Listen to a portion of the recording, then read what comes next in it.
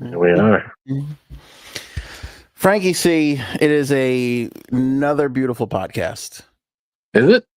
I like to call it the podcast of record. You know how they used to say the New York Times and some of the papers were the paper of record? I feel like we're the podcast of record.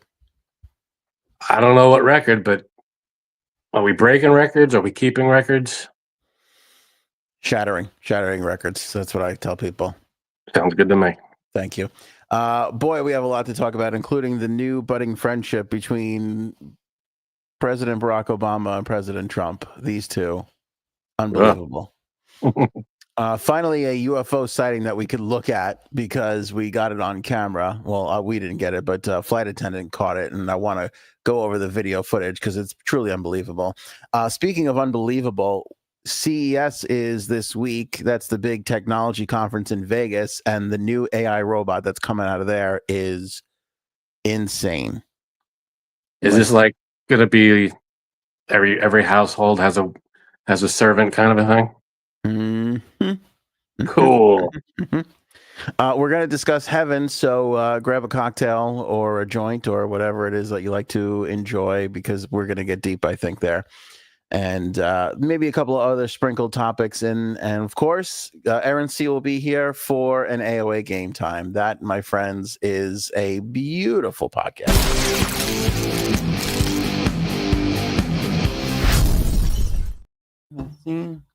And then I'm too clean. That song is in my head. Have you heard that song, Lola Young? Do you know who Lola Young is? No. Is that Bugs Bunny's girlfriend? No. What?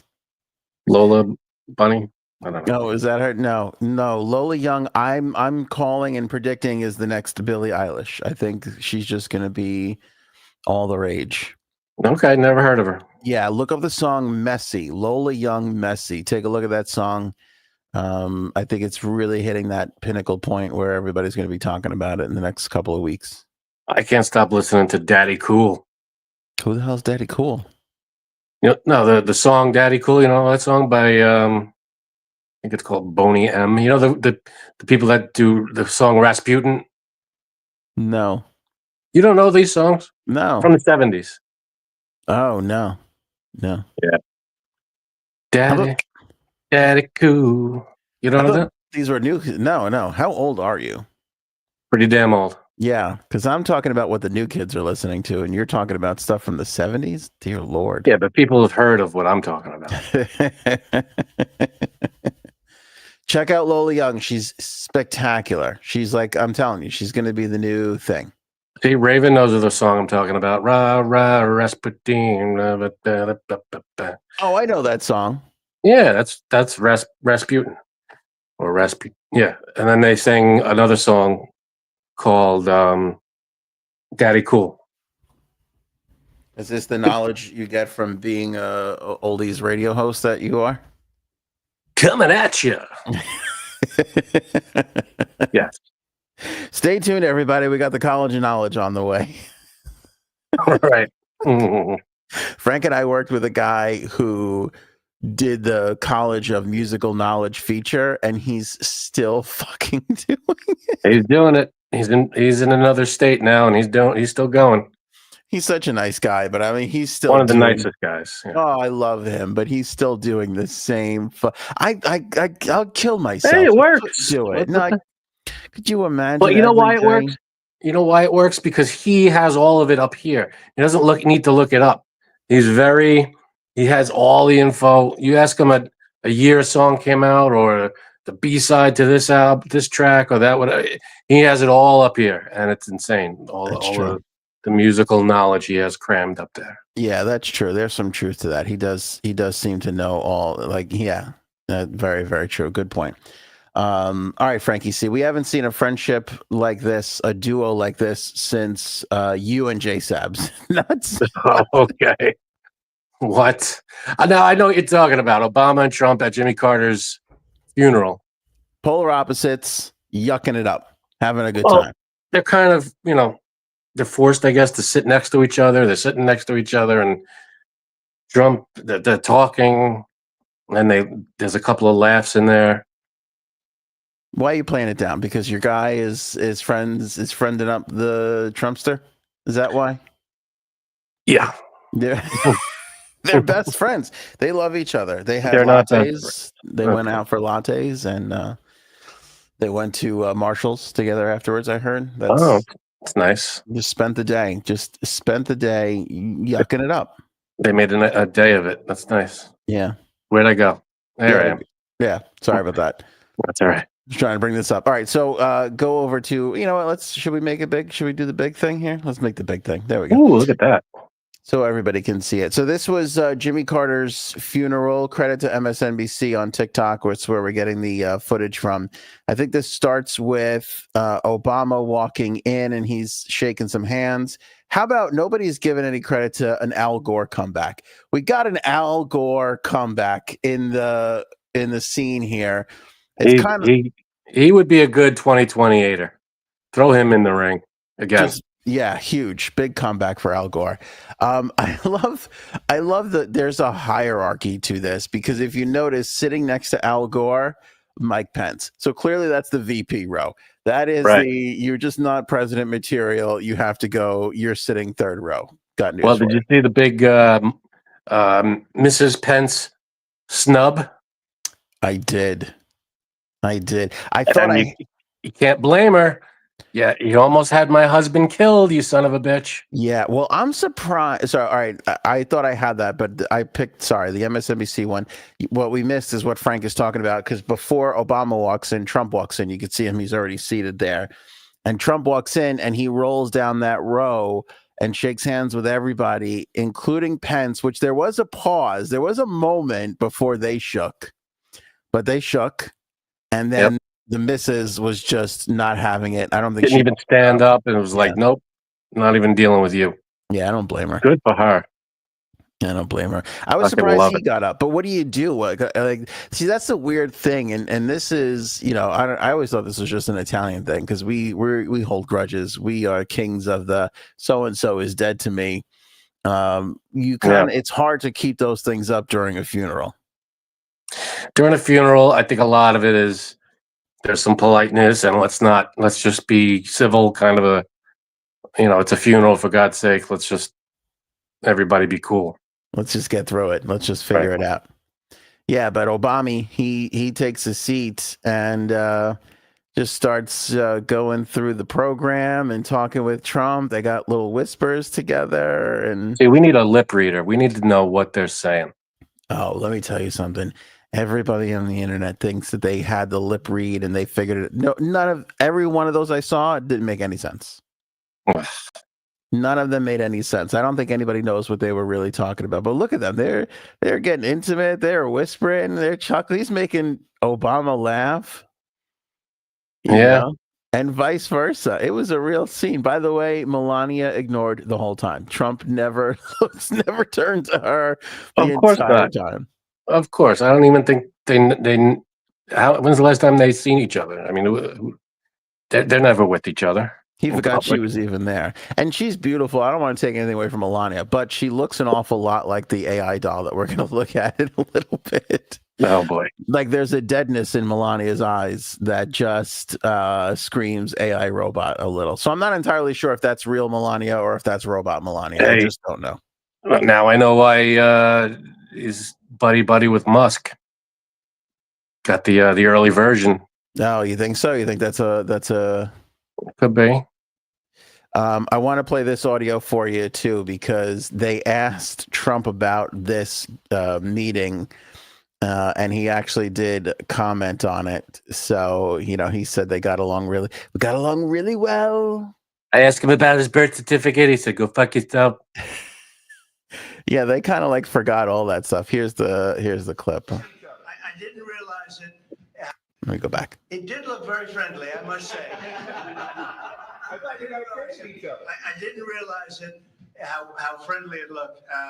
I saw it on your wonderful network just a little while ago before I came in, and I said, boy, they look like two people that like each other, and we probably do. We have little different philosophies, right? But we probably do. I don't know, we just got along, but I got along with just about everybody on that. We met backstage, as you know, before we went on. And I thought it was a beautiful service, but we all got along very well, which is good.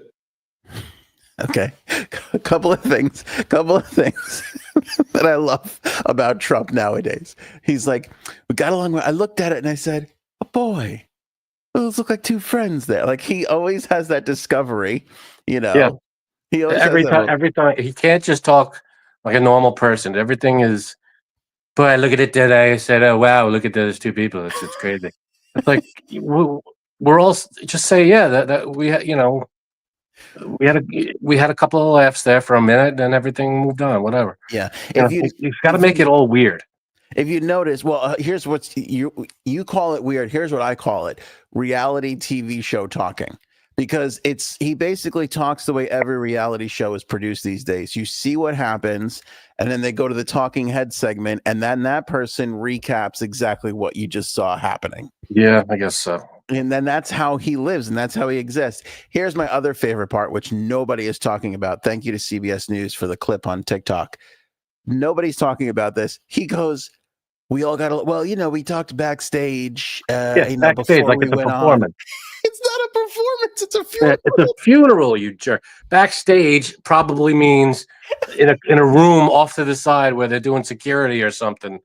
You know, it's like he has no concept of where the hell he is.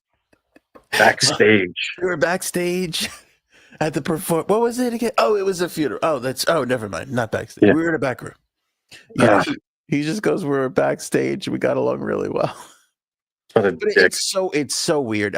Frank, it's so high school the way people act. It's like the yearbook committee asking the cool kids, like, you guys fight all the time, and now you're talking. Like, yeah, they're human beings. Like, here's what drives me crazy: everybody acts like politics is like real life. There's no difference between our government, political system, and the WWE. It's all the same. They're all patting each That's not other. true. It's 100% true. The difference is that people don't watch the WWE and incorporate the whatever values or uh you know, the bad guy things or whatever into their lives.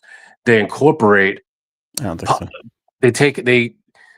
the politicians, especially nowadays, they look at them as, you know, they follow them like they're, you know, like they're mega Wrestlers? super. No, Like wrestlers, they might be a fan, but they're not. They don't make their whole life about them for the most part. I try and live my life like Ric Flair, to be honest with you. That's what I try and do.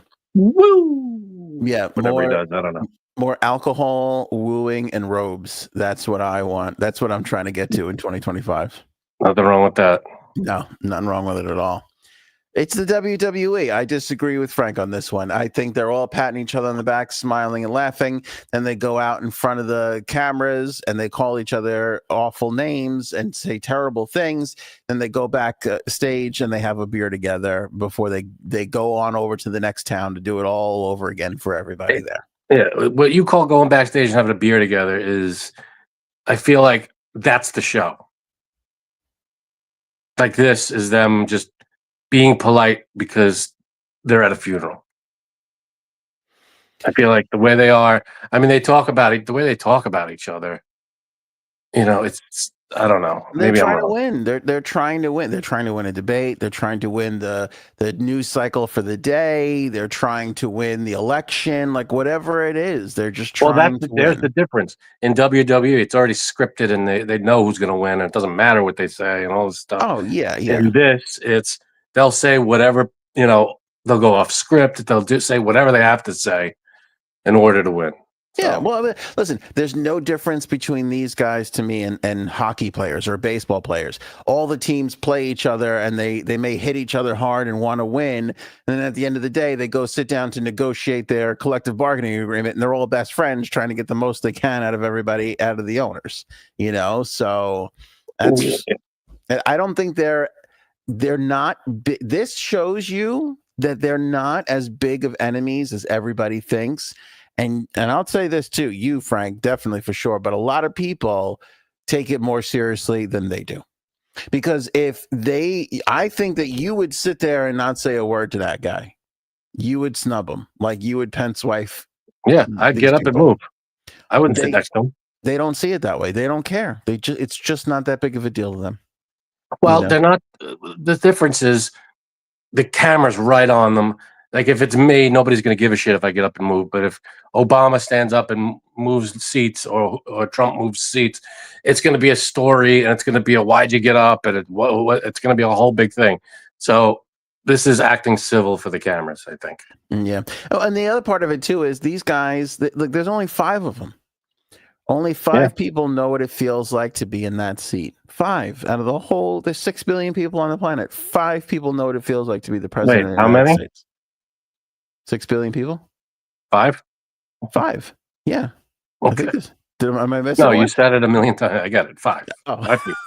No, it's a pretty extraordinary thing. And then, if you include vice presidents and people in government in general, it's still a small crew of people that understand. No, I get it. I agree. 5 people. It's 5.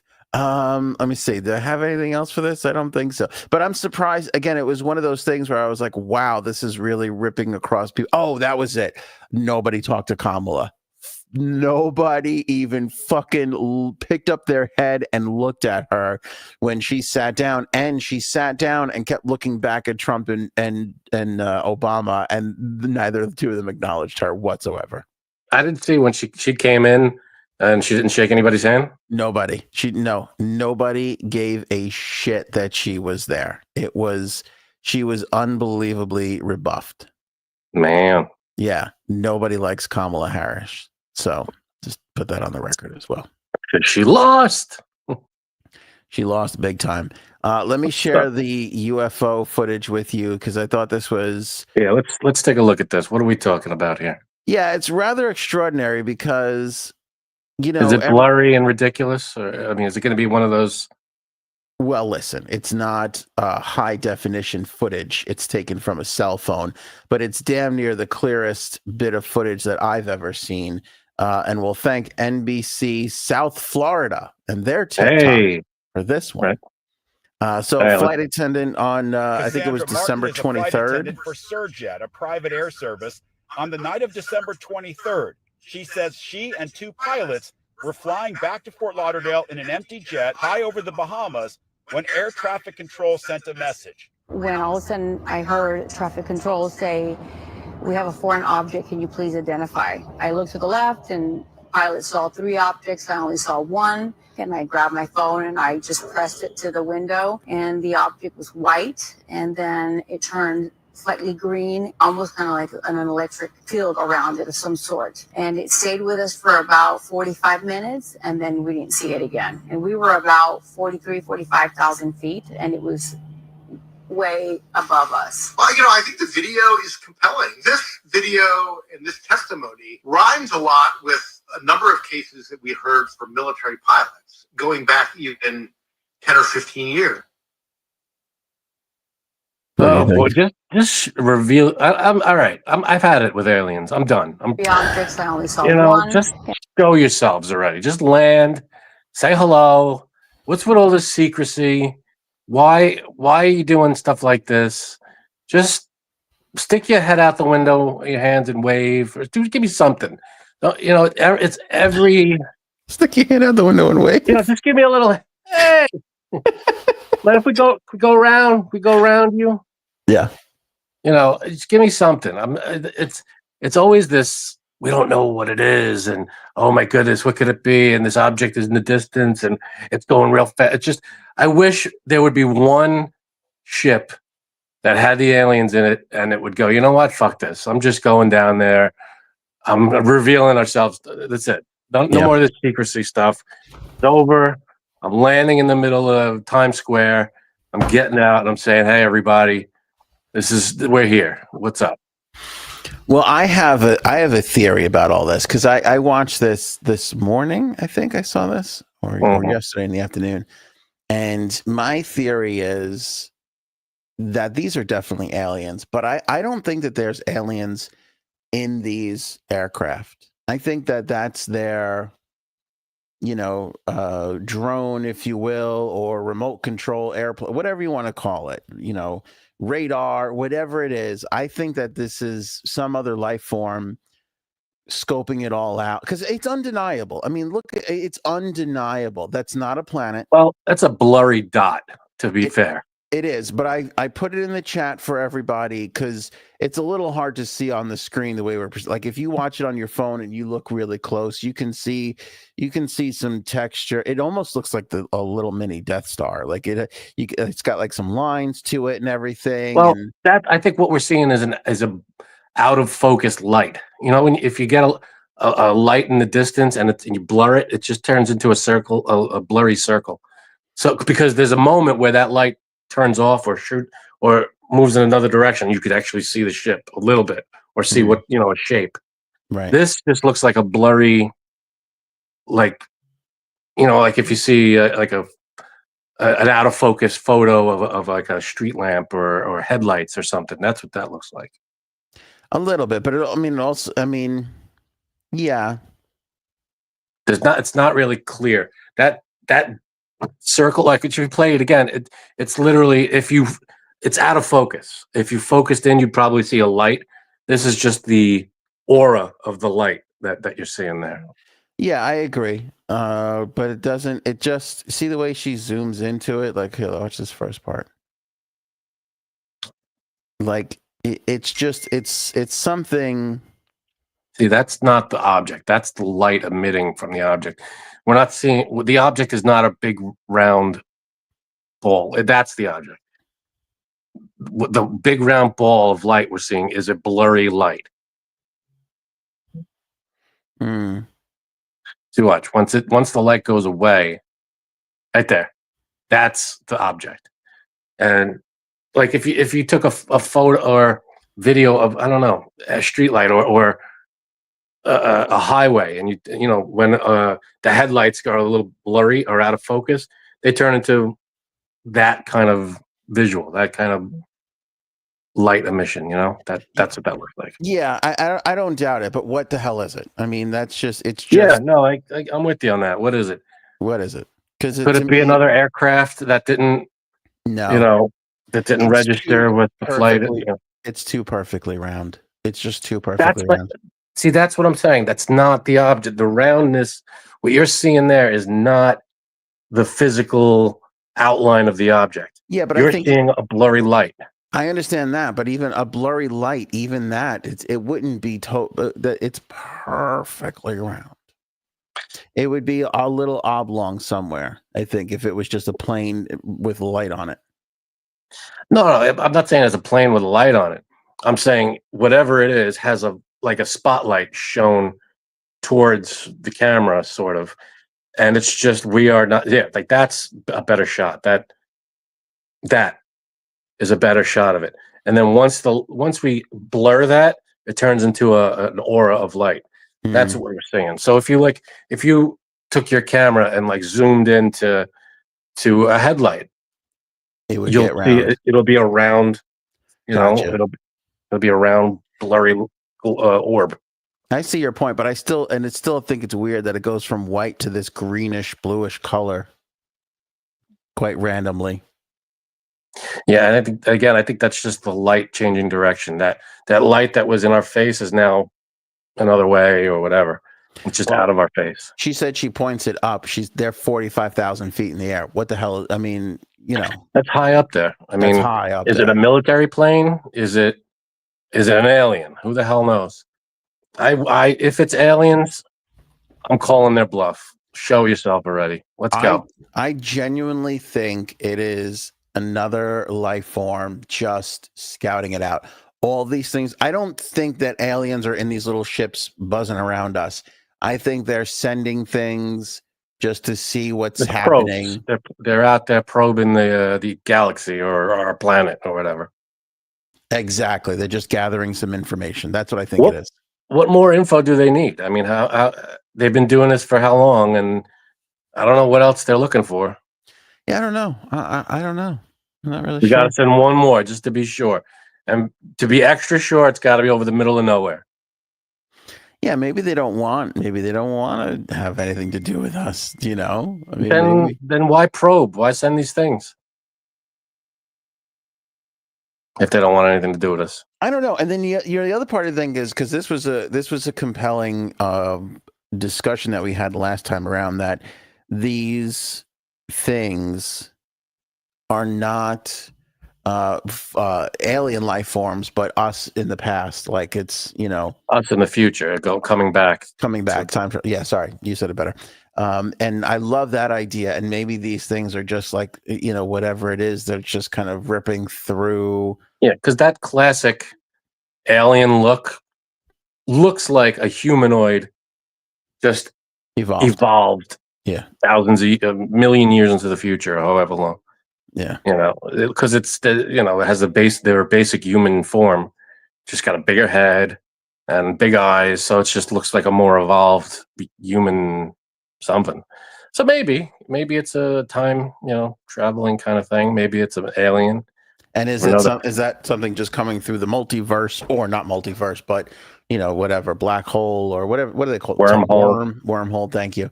Yeah, is that what that is? I think it is. I think it might be something like that, because I just don't think that all of these things are coincidences. Especially I find a lot more respect in these things when you have the pilots, or in this case, the flight attendant, and they're up there and they're like, I don't know, explain this. It's like you can't sometimes. Some of these things you just really can't explain. So yeah, if you work in the air, you're a pilot, you're a flight attendant, you should have some I'm sure ground control or whoever, people on the ground, they should have some kind of radar on looking at the sky, especially where this plane is going. I mean, and they said it's an unidentified, we have an object in the area. What the hell is it? I mean, they should have some kind of reading on it. Hey, it's going this fast. It's doing the, give us some info on it. What is it doing?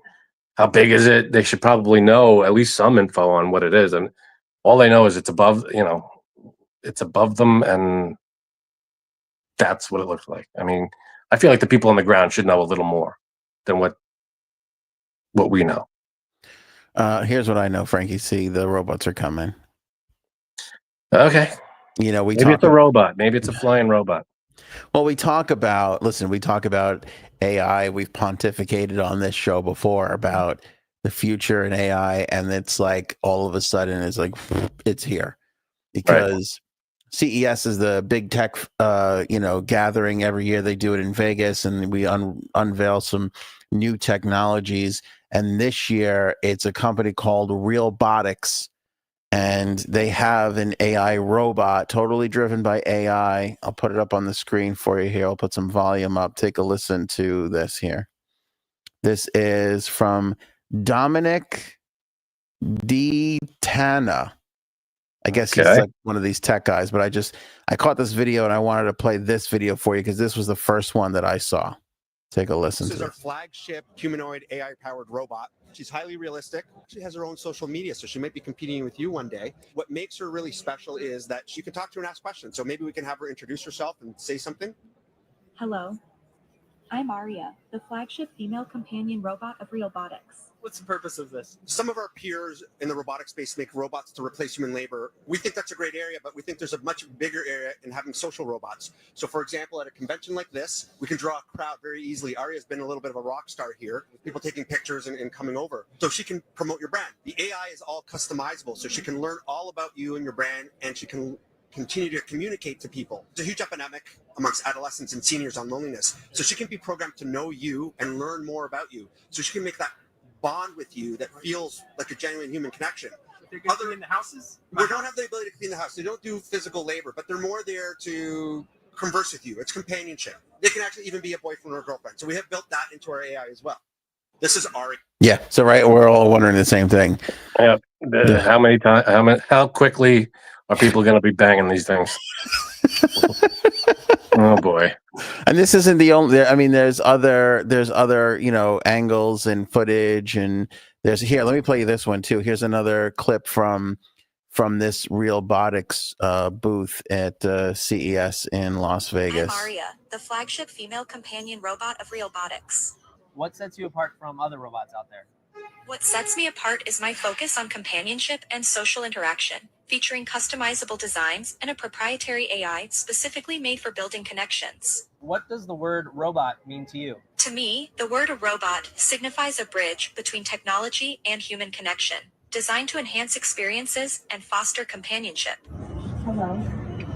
I'm here to have fun and chat with you. Oh boy. I want to see it walk around. Can it walk around? They didn't show that part of it yet because I don't know if that's necessarily all that stable. Again, these things are, I mean, look at that. That's pretty close to market. I don't know if that's coming this year exactly. You know what I mean? It might be. But what I found fascinating is, and let me scrub through the footage here, because if you notice here, that was a brunette version of her. But there's also, okay, right here. Do you see the old man? Uh-oh. Is Janine Janine is in the chat saying this thing looks like her. And there's her with an old man robot. There's her with an old man. I didn't even realize. Yeah, but it's a man too. And what's interesting and I'll go back over to this part. Let me see, where was it? Where you just see like the face right here. So the way they built this thing is it's all like magnetic around here, like picture around your hairline and your ears. Right. It's like all a mask. so you can literally like pull the face off and swap on, put on another face entirely, change it all around. So you can go Nick Cage on it and take her face. Yeah. Oh. Yeah. But okay. What's weird is, like, again, we were fantasizing about cleaning the house, going and do the shopping. Like, to me, that's what I'm excited about. I realize that there's other people out there that need companionship. Like, the one thing he said I found was really interesting was old people. I mean, how many times, you got your grandma, your grandpa, one of them passes and the other one is just lonely as shit and they're miserable and, they get them a robot. You can get them a robot now. I mean, that's strange. Get them a dog, a cat, I guess a robot. Yeah, but you know what? Especially for the elderly, like a dog, you got to take care of. You got to walk it. This thing is kind of going to take care of you, But well, no physical labor yet. No physical labor yet. But once this thing gets a working vagina and or penis, it is over. I feel like civilization is in danger a little bit. I think we're not far, but probably like 10, at minimum 10 years from this thing doing, I feel like these things doing physical labor in terms of like, I don't know, like going to the store is going to be a huge leap. I mean, that's because not only do they have to get to the store, then they have to interact with people and buy things and carry them and pay for them and go home. That's there's a lot involved, stuff like that, doing shopping, stuff like that. Yeah. But like going to the fridge and getting you a drink, even that, it has to like figure out your home and what to do and how to get everything. I feel like I don't know, maybe we're not that far off, but I don't think we're 10 years away from anything. I think we're a lot closer to all of those things. Really? I think so. Am I on? No. You are. Anthony, No. I had to come here so fast, just like my husband. I have never joined the podcast so fast after hearing what you said because you, friend, are a fucking liar. I never thought for companion these things. Anthony, there is no way you're not making it more than 37 minutes without trying to fuck one of these things. Don't fucking lie. Don't fucking lie, okay? Well, we're talking about two different things here. I'm saying what I'm looking for the most right now is somebody to clean the house and do all the things that I hate doing. You don't clean the house, so shut up. No, I do. I do. No, you don't. I totally do. Okay, let's get Cuddles on here right now so you can say that you don't clean the house. I swear to God, I mean this, and I don't know if it's just because of my age. If you gave me the choice between a sex robot and a maid robot, I am taking the maid robot every single time. No, you're not. I swear to you, I am. I don't know what that says about me. We could probably sit here and analyze it psychologically a lot, but the maid robot to me is so much more valuable than the sex robot. Just to do the thing you don't want to But you take don't do care. chores, Anthony. No, listen. I do. There's no doubt about it. Like Cuddles handles the majority of the household. I mean, she's a better cook than I cook, but she's a better cook. She cooks more often. You know, she definitely does the laundry and stuff. But I'm not saying, look, it's not a 50-50 split. I don't want to give anybody the wrong, but like, Janine's not far off here. What do you do though? Tell me what you do. I do a lot. I do take out the garbage. Not even just like the typical, what you would say manly stuff. I clean the bathrooms. No, I do. Yeah, I do. I'm texting her right now.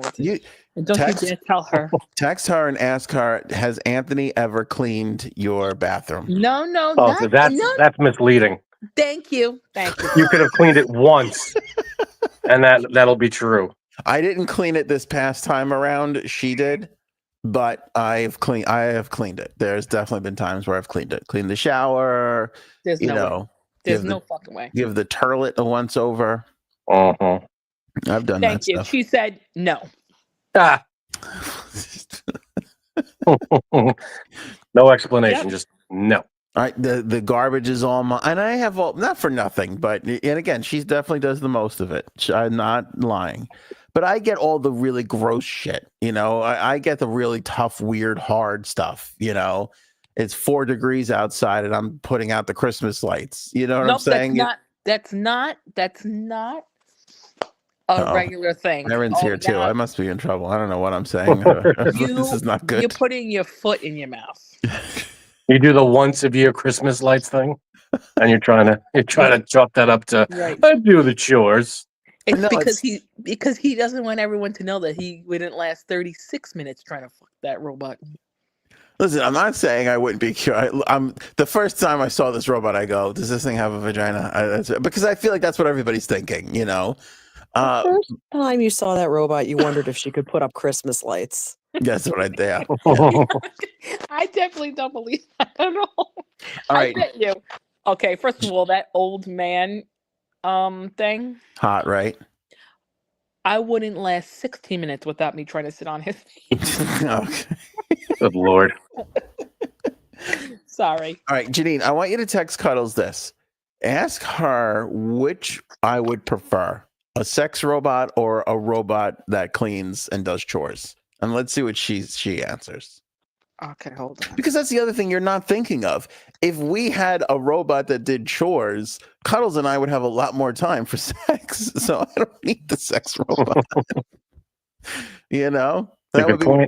That would be one less thing that makes us all tired. This is really how I think about things. Would you trust the maid robot to take like your kids to school and stuff? Oh yeah, I don't care if they. What do I care? Yeah. Stop it. She did say one that cleans. Thank say you. that. Thank you. Okay, because he's acting like he. Because that's what I think we need the technology for. Again, and not just sex, but art and reading. All the wonderful. No. No. I'm saying if they take all the menial tasks from us, it opens us up for for art and reading and movies. The way you made it sound was that we need the robots to do the art and the Sorry, I didn't say it the way I wanted to say it. Like, cause that's why. Then and sex would be no different if you don't have to do some of those stupid other things. That would be another thing that you would have more time to enjoy life with. I'm still stuck on. I want to know how often you think you clean the bathroom. You personally. Yeah, I mean it's not. Yeah, like I cleaned it probably 4 times and how long we were living together, right? Is that what your answer? 4 times. That's a big number there. That's a hefty number. I'm not saying that it's wrong that you don't. No, and we can put any 80%, 90% is Cuddles. Like she runs the house. There's no doubt about it. I have to say, he's never cleaned the bathroom ever. Your husband? Never. I do all the cleaning. All 100%. So that's why he would prefer the sex robot. And I asked him actually. He just walked over here. When you think about it, what I'm saying makes a lot of sense. I'd rather have sex with the human being than the robot. I mean, there's a sadness to that. I don't know. It's, Yeah, sure.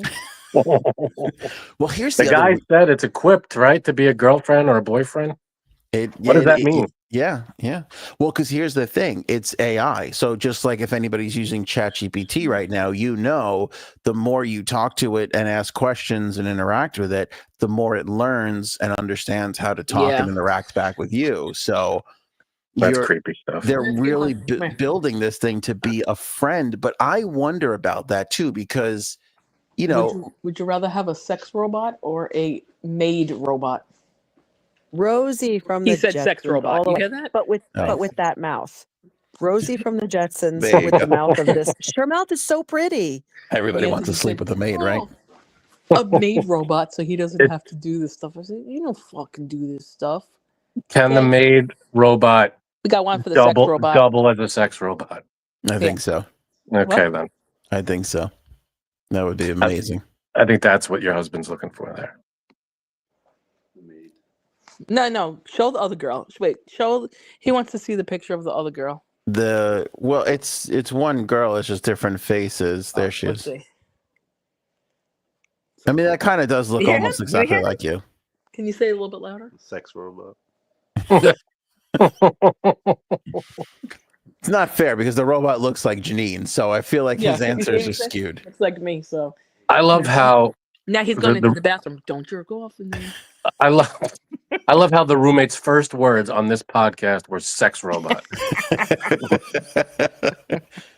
That was making history right there. I had news for you. That ain't even the roommate. He was killed years ago. That's the AI roommate, that robot that she's got. That's my sex robot. AI roommate. Yeah, 100%. No, you hear what I said? That's my sex robot. But the thing is, so going back to what I was saying, it's weird to me because I think part of friendships are disagreements and challenges, and like somebody like not just like I can't imagine somebody giving in to you all the time or trying to be. You ever around somebody that just wants to be like please you and answer everything and be? It can actually be kind of annoying. You want someone to be like, no, you're wrong. Fuck you. You're an idiot. A little bit, right? I mean, that's. I know one person wants me to be like that on this podcast. What? What? Who? Frank? What? No. Frank loves to fight with me. That's what I'm saying. No, I don't. But it's not even about fighting. I think it's about people disagreeing, not having the same. Yeah, but not even that. Like sometimes when I talk to Cuddles and she says something that I would have never come up with or thought of, or it's just a different perspective. Well, AI would do that. Give you a different perspective. You think you could program it to have a different perspective? I guess maybe, yeah. No. It'll have the factual, it's not going to be like, oh, I don't know about that. It'll be whatever the internet tells it. It'll always have an answer, I guess. I agree with Anthony because I wouldn't want someone agreeing with me. That depends, actually. Depends on what the subject or the topic is. Be nice if you got a little more often, right, Janine? A little more agreement? Yeah, I get that. But I know two things. First thing is, I know someone who they had to have someone agree with them every single time or else it would be a problem. This person was also a narcissist, so I mean, there it goes. But he liked for you to agree with him. Like, if you didn't, it was a big problem. Mm.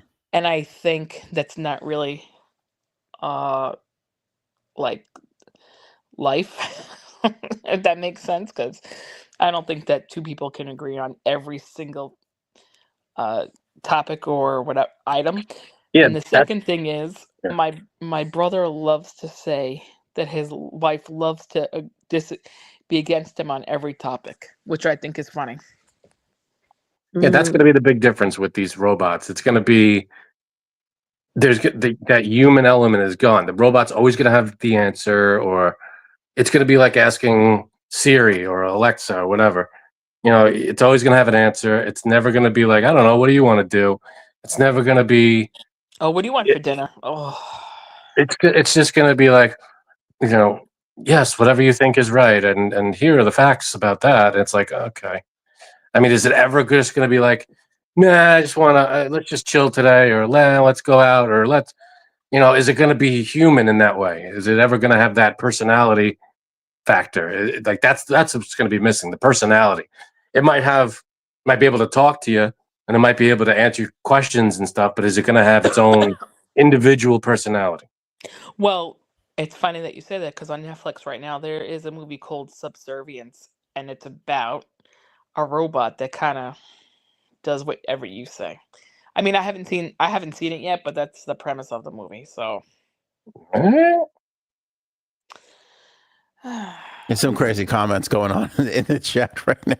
Paul has an idea to pimp his sex robot out. That's an interesting concept. Yeah, I guess that's legal, right?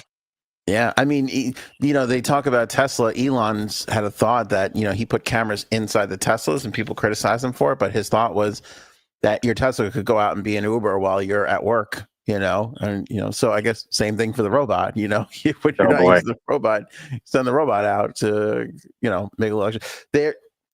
Do you guess how much they're selling this for? Sticker price. What do you guys think? $100,000. Good guess. J-Sabs? how much did Frank say? $100,000. No, I'd say like 350 to 400. You fucked up. You should have said $100,001. Erin C, what do you? You stole my joke. I was gonna say $1. When I started saying it, I should have went to Erin first. You jerk. Sorry. What would you say? What would you realistically say, though, Erin? I'm sorry. I'm not good at this. I've never been good at prices. Sorry. Frank was close. $175,000 for this, the way it is right now. Yeah. I'd have to see before I drive this thing out of the lot. I'm going to have to see some more features. I mean, can it walk? Can it lift things with its hands? Can it do anything but sit there and talk to me? Well, I also think that that's partially why they're doing the friendship thing, because it doesn't have to do all those things.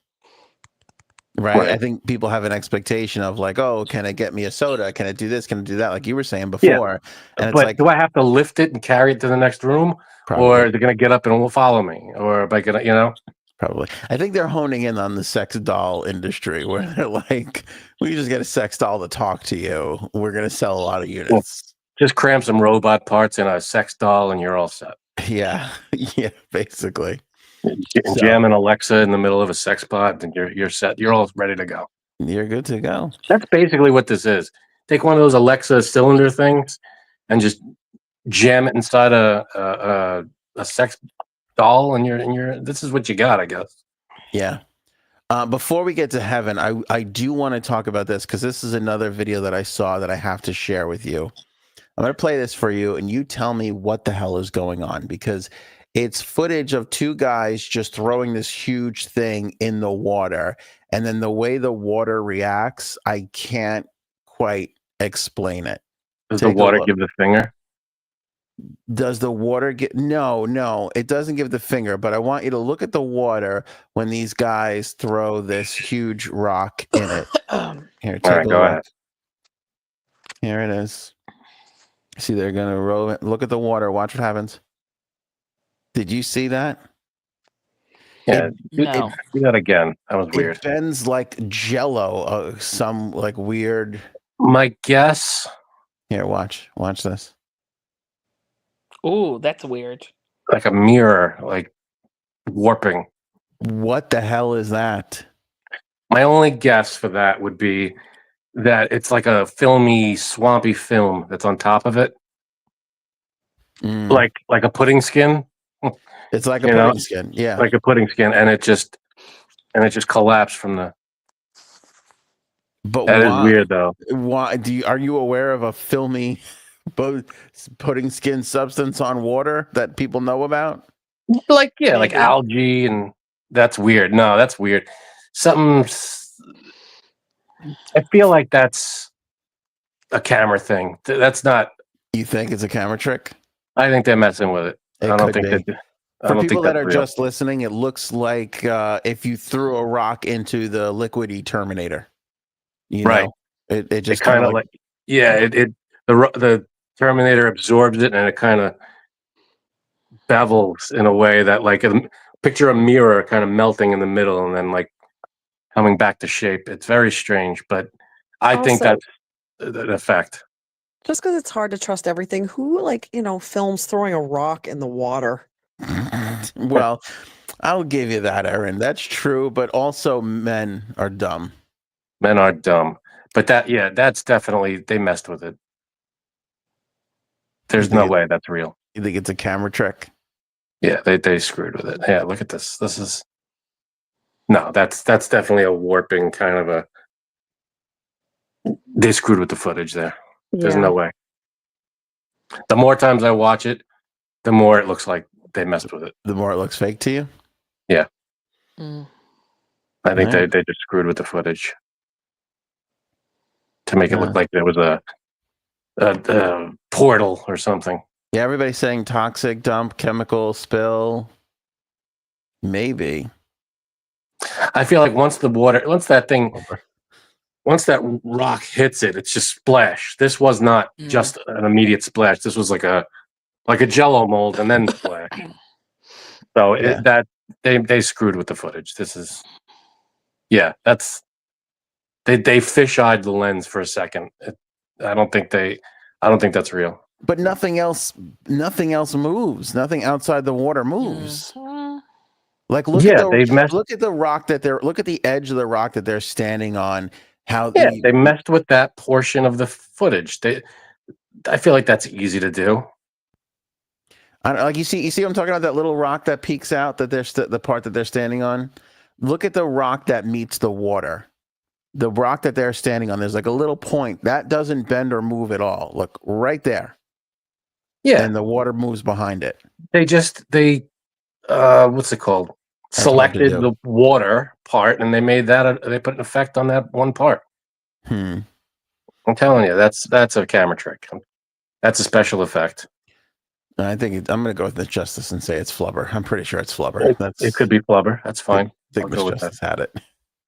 That's cool. I wish there was flubber. That'd be cool. Yeah, that would be amazing. All right. Now, a couple episodes ago, you were like all jazzed to talk about heaven. Yes. And here we are. Take it away. I'm very excited. I'm very excited about this, Frankie C, because I want to get everybody's impression. I want to get everybody's impression of what I have to say, but I also want to know what you all think heaven is. Because oh god, this is fucking deep. Go ahead. It's a little deep, but I hope everybody had a drink. I had a couple shots before the show, so I'm feeling good right now. There's a couple of ways to take this as, and this all started because somebody said something to me about how they are, and it like rattled me over the Christmas break, right? What does that mean? How they are? I'll explain. Okay. But you can't just say that. Okay. Yeah. Before I explain that part of it and the heaven part of it, I want to put this preface on it. Do you ever find yourself thinking a certain way about something or feeling a certain way about something and you almost don't even realize it? Well, how would I know? Here's what I mean by that. I look at my wife, right? And now that we're married, I look back at interactions we had before we were even dating. And I can see it now that I always had a thing for her. Oh, right? God. Were you trying to get a blowjob later? Go ahead. Even though I didn't even notice it at the time. Like, it's like how people go, like in movies when they're like, you don't even realize you're in love with this person. And you're like, this is such bullshit. But I think that really happens. I think it's really true. And it happened to me again with this instance. And I didn't even realize it because it's something I always thought. And it never even occurred to me that I felt that way about it. All right, keep going. What is it? Do you want me to give examples about the wife, or you're okay with that? I could move on. We got the wife. We got it. Okay. All right. So I'm talking to this person, and they work in an office. Okay. And they say to me, I spend most of my day, not lying, but they were saying how they can't ever tell the people they work with their full feelings and thoughts. which I would imagine is pretty common, right? Yes. Okay. I mean, you can't tell the receptionist like, I fucking hate the way you do whatever, whatever. Right. So, and it's true too, because like I think about this too from a standpoint of like my children, like how many times I don't give them the full truth on things, Sure. whether it's to protect them or whatever. So when they said this, it rattled me because I realized coming off of that conversation without ever really even knowing I was doing this, but I always pictured heaven. And I believe that this is not just a workplace thing, but people, right? I think you go through life and people just don't tell you the truth, whether it's to protect you or to avoid a problem or whatever it is. I think that we're being lied to a lot, right? About a lot of things, Okay. Like if you buy a car and you go to your buddy, hey, you like the car? Oh, well, I love this car. This is such a great car. And in their mind, they're thinking this car fucking I hate the color. Yeah, I got hate, you. White lies, a little, yeah. I didn't realize that my thought of heaven, whatever it was, you're in pearly gates or floating on clouds and whatever that is, that's not really it to me. But I just was always living under this idea that when you got to heaven, I blew Frank's mind. Could you believe this? We literally lost Frank. As I'm making my point, I'm about to climax with my point Yeah, here, you're Jason. having a lot of like build up here. If this sucks, I'm leaving. I'm gonna be honest with you. If it's really bad and I leave. Sorry. I'm funny. This is what my wife says to me after, as we're jumping into bed together. If this sucks, I'm leaving. Right. Oh, shit. All right, Frank. I couldn't take your explanation anymore. I had to get the hell out of here. All right. Frank was like, enough. My thought, all right, here it is. My thought of heaven was when you get to heaven, you find out the truth about everything. Okay. That there's some process or whatever, whether you know it immediately or there's however form somebody takes you through and tells you, whatever it is. But I always just assumed and felt without even really thinking or putting my finger on having that thought. When they said I spend most of my day lying to people, I just had this thought of like, oh, what if we don't find out when we get to heaven? And then I realized, oh, all my life I'm going through things kind of even not stressing it because I never realized, like in the back of my mind, I'm going, I'll just find out when I get to heaven. I'm going to find out if this is true or not. I don't have to stress it right now. Right. Well, I don't think, just thinking about it now that you're bringing something like that up, I don't think we become all-knowing when we get to heaven because we can't, we're not God. I don't, right? I mean, we're not going to, we can't know everything. Yeah, maybe not everything about everything, but I kind of just had this default of I'll find out about my stuff. I'll know, how, I don't know. I think if you want to find, I think the answers are all, I feel like maybe the answers are all going to be there. And if you want to know them, you could know them. Well, Frank, I feel like we get answers to the things that we're privy to. Like, yeah, I'll go with that. I have so many questions for when I get there. Hopefully. Oh, and absolutely. I'd hate to find me out too. that they were like access denied. Oh no, I've always thought, yeah, you're gonna know, who are there really aliens? Who shot Kennedy? The whole thing, But then I just thought, now, like, can you know everything? Like. Yeah. About everything? I mean, is that a possibility? Because you don't become an omniscient present. You don't become a godlike. You become just yourself, but a spirit. Agreed. But I don't know. Maybe. I don't know if we're going to know who killed Kennedy, but I think that idea of like, oh my God, did my neighbor really like my, whatever? That's a poor example, but like, or Pussy. how about does What'd you say? I'm sorry. female part is what she said. Like, did my coworker really love my picture like a lady who brings cookies in every month or whatever, and Why are you they're cooking for your terrible. coworkers? I don't know. I'm trying to think of like a long term, like, did my mom really like me as a person? If you want to go deeper or whatever, it's like things like that. Like, Yeah. Does all the truths of your life get revealed? Yeah, maybe. Like, Wait. So wait. Hold up a minute.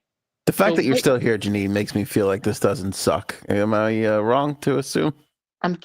I was reading something. Okay. I'm trying to hold on. So what you're saying is, in your mind, and you didn't even realize that you were doing this, that anything that you don't know the answer to, in your mind, you've always said, when I die, I'll find out the answer. Subconscious or unconsciously, however you want to describe it, that is what I realized in that moment I have been doing almost all my life. But yeah, if I don't know the answer now, I'll learn it when I'm in heaven. Right. Don't you not believe in heaven? Yeah, and okay, great question. Again, I don't know if it's heaven, God, the next level of the universe, like whatever you want to call, passing on, whatever you want to call it, whatever it is. I don't even know what that is, which I think is also an interesting and fascinating part of this. I don't even care. Am I going to find everything out? Am I going to get all this information at all this time? Like some of those just mysteries in life that you've gone through. And how are you going to feel about it? Like if all of a sudden they said, you get to heaven, you find out your mom never really liked you. I mean, now you're really your mom. Now you're going to be like, oh shit, that sucks. Now you're going to be in heaven, all kind of depressed. That can't be right. That doesn't add up. I mean, you're going under the assumption that you're happy 100% of the time in heaven. I don't know if that. I feel like you're happier than you are. I feel like you gotta be. It's a higher level of existence. I feel like anytime you think of heaven, you're generally happier. It's a better place. There's no. I feel like there's. I mean, I don't know what it's like, of course. Yeah, that's the assumption. Nobody really knows what it's like, but you assume that there's no like violence, there's no crime. Everybody's kind of happy. Right, but you think you're never going to get bad news ever again? I mean, that doesn't seem right. What's something bad that could happen in heaven? No one's going to get cancer. Your mother hated you all this time. I don't know. Well, don't they say it's just all positive thing? Don't they say it's all positive? Again, you're doing the same thing Frank just did. You're presuming heaven, beautiful, wonderful, everybody's happy all the time. Hell is hot and miserable. Why would you think that I don't know. Again, let's assume it's not heaven. Let's assume it's the next step in whatever, the universe, or whatever it is, your next life. If we believe in reincarnation, it's your reincarnation. You're just going through this again at something different.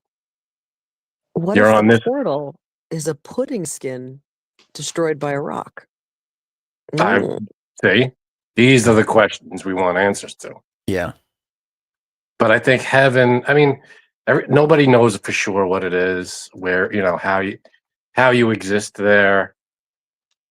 What kind, you're obviously not a physical form. Is there any kind of physicality to it? Is it just spiritual? Is it a different dimension? We don't know anything about it. So these questions are it could be anything, and we have no idea. I think it's more than what we can comprehend. I think it's something beyond our understanding in this world. But I will be incredibly disappointed if I don't get to find everything out. And maybe that's it. Like, what if that is heaven? What if that heaven is just your soul, whatever consciousness, just discovering everything? Or like, is there a review? Like, I don't know, but I just always kind of felt like I'll find that. I'll know eventually. I'll figure Yeah, these things out. that's what I always felt that. I know I said before, like, you can't know everything, but I don't know if that's true. Maybe you go to heaven and you learn all the facts about everything. Maybe you learn, you'll really know who who killed Kennedy, or if there are aliens in Roswell. Maybe all the mysteries of life, they get shown to you. Maybe that could be it. That would be great. I'd love that. And that's kind of the way I've always thought of heaven. Like, it's all, you get there and everything's perfection. You don't have to worry.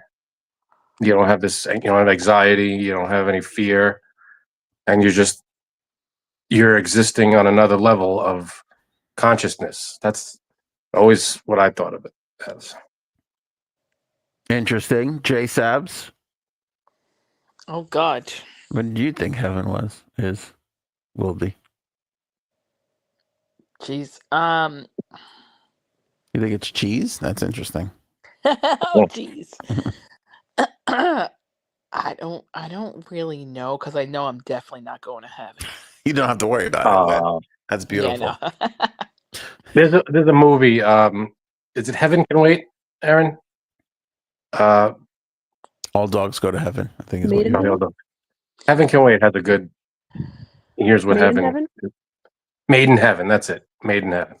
That's It's about a couple they get matched up in heaven, and then they get thrown down on earth or something, and then they meet, and it's a long story, but you get it. Like, most of the movie takes place in heaven, and well, not most. I guess half the movie takes place in heaven, and it was a pretty cool depiction of it.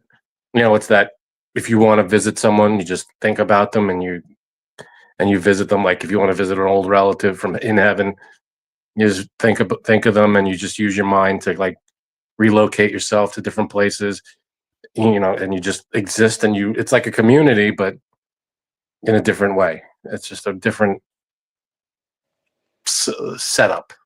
That's interesting. Yeah. That's really interesting. Robin says you get to answer the question, did my robot really like me? That robot just messing with me. Paul, here, let's blow everybody's mind. You're in heaven now. What if this is heaven? Ooh. Ooh, this is I don't know, man. definitely not heaven. I will say I really disagree with you on this, because I don't think life without anxiety or depression, or I don't think that's living. I don't know if you're euphoric all the time. I'm saying it's heaven. Yeah, you go through life, you go through all the struggles, you go through the ups and downs. I always saw it as life is your test. How you do in it, like, is how you fare and how you exist in heaven. Like, how you do in life results in your existence in heaven. Interesting. Like, life is a one long test. Mercury says, what makes you think you're going to heaven, Ann? I'm not entirely sure. Yeah, I don't know. Feel like maybe. I think I have a better feeling I'm going than J Sabs apparently does. She doesn't think she has any shot. Or I think it's a possibility. I mean, how many salads does it take to go to, to not go to heaven? Right. I've not stolen a salad. I feel really good about it now. What is that number? How many stolen? Could you imagine if imagine if she gets to heaven, she goes, and they go, you stole 49 salads. One more you would have wound up. 50 is the limit for salads. I mean, you got right under the wire. If you put croutons on that salad, that would have been it. I'd say probably I stole about maybe 40 salads. So I'm right above that, below that number. All right, as long as the number's not 30, you're in good shape. Yeah, you're in good 40 shape. salads at what, $10 a pop? No, Frank. It was like $20. Yeah, $20. It's a city. bought a salad in the city. It's not $20. You No, got ripped off. and does it get adjusted for inflation? Because now those salads are $150 a piece. That's exactly We're why not we talking stole now. This is JSAB back when she worked in the city. No, I know. I'm just saying No, when you get to I heaven. wasn't even working. That's the whole thing. I wasn't working. I was going to school. Mhm. But when you get to heaven, maybe they go, "Oh, well, adjusted for inflation, you're way out of Yeah. whack here." Well, going I by. think that them charging that much money cancels out my stealing. You So might I have an don't think argument. it's technically stealing because I never left with the salad. I always ate the salad in the place. Yeah, you keep saying that, but the You salad was left in with your it, though. stomach when you You walked took it out into of there. Yeah. Oh no, I left it in there too. Went to the bathroom. No, I'm just kidding. Bird says, "I'm heaven." So there you go. That's Yeah, I like that there you look. Okay. That's a pretty confident outlook on life there, Bird. I like that a lot. Erin C, did you have a thought on what heaven is like? Yeah, I have two thoughts on this. One is that my mom, who's a pretty serious person, she was in the room when her cousin died as a child, and she was, on death's door, and then she kind of like came kind of alive and said, "Oh, so that's what it's like." And then she passed away, and ever since my mom's been like, heaven is real. And as Oh, I've said, my Jesus mom's Christ. she's not like a flower child. She, Frank backed me up. She's kind of a serious woman. Yeah, But no, something like that. That was a moment for her. she's always been like, I believe in heaven, and so it was instilled in me that heaven exists, and it comes for children before they go. And the other thing is that when I was kind of like obsessed with heaven when I was little. And then when college, one of the college essays that I had to write, they asked like, what is one question you would like answered? And I came up with something, and and my mom was like, what about heaven? You've always wondered about that. And so I wrote about that. Like, I would love that question answered if I could. And those are the two things, my two thoughts on it. Like, just because I remember writing a very long essay on how I wish that was my one question I wish I could have answered in this time that I have, Wait, because it would what really question? pave the way for what's coming. Yep. Wait, what question? Well, is there a heaven? Like, Oh, what waits for us after death? And also my mom's thing about how, just like, my mom was like, do what you want, live your life, believe what you want, but heaven is real. I'm like, okay, cool. It's a fucking nice thought. It's Yeah. a really nice thought to just be like, it's gonna be fine. If I'm good here, it's gonna be great. Like, Yeah, there's because something otherwise, underlyingly comforting about that Yeah. feeling. I 100% believe in heaven. I mean, otherwise, what the hell? What's the point of all this? Why, when you pass away, it's like, there's got to be more than what we could just see. But see, I think I love that you brought that up, because I think that is inertly human. We are so egotistical. We think that there's something more. But what if there's nothing? Like, we could sit here till we're blue in the face. We could never fully fathom, discuss, and converse about nothingness. You can't picture it. No matter how much you try and No, I know. picture nothingness after this life, you cannot do it. It's impossible to do. No, I get it. There's always, even nothing is something, Right. space. There's always something, there's something there, whether it's gamma rays or what. There's always something going on in what we would think of as nothing. So there's always something around, but nothing. I don't think there's a nothing after. I don't think there's nothing after we die. I think there's definitely something. I think there is heaven, and I think it's better. It's a better existence. Robin is cleaning up. That's why you have to watch the show. It's for Robin and all the great funny comments. How's the wheat thins in heaven? Bottomless wheat thins for the table. That's what heaven is. It's just a table with endless wheat thins. Nice.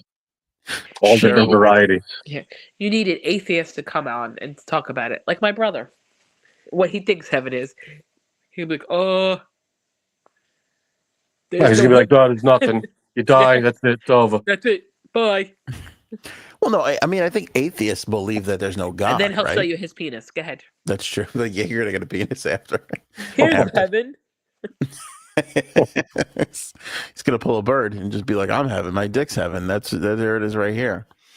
Yeah, I don't know, but I think even atheists who don't believe in God we can talk about what exists there. That's why I'm saying, like, it's not necessarily tied into religion, because I think there's a group of people that think you just go on to the next level of existence or life, or you pass on to another universe or whatever it is. I don't think heaven or afterlife is mutually exclusive with religion and God. You know, that's a big part of it. God casts a large shadow, I think, in this conversation, but Good it's not point. necessarily how it is. Thank you. Well, thank you. I appreciate that. But Erin, Erin, you were going to say something.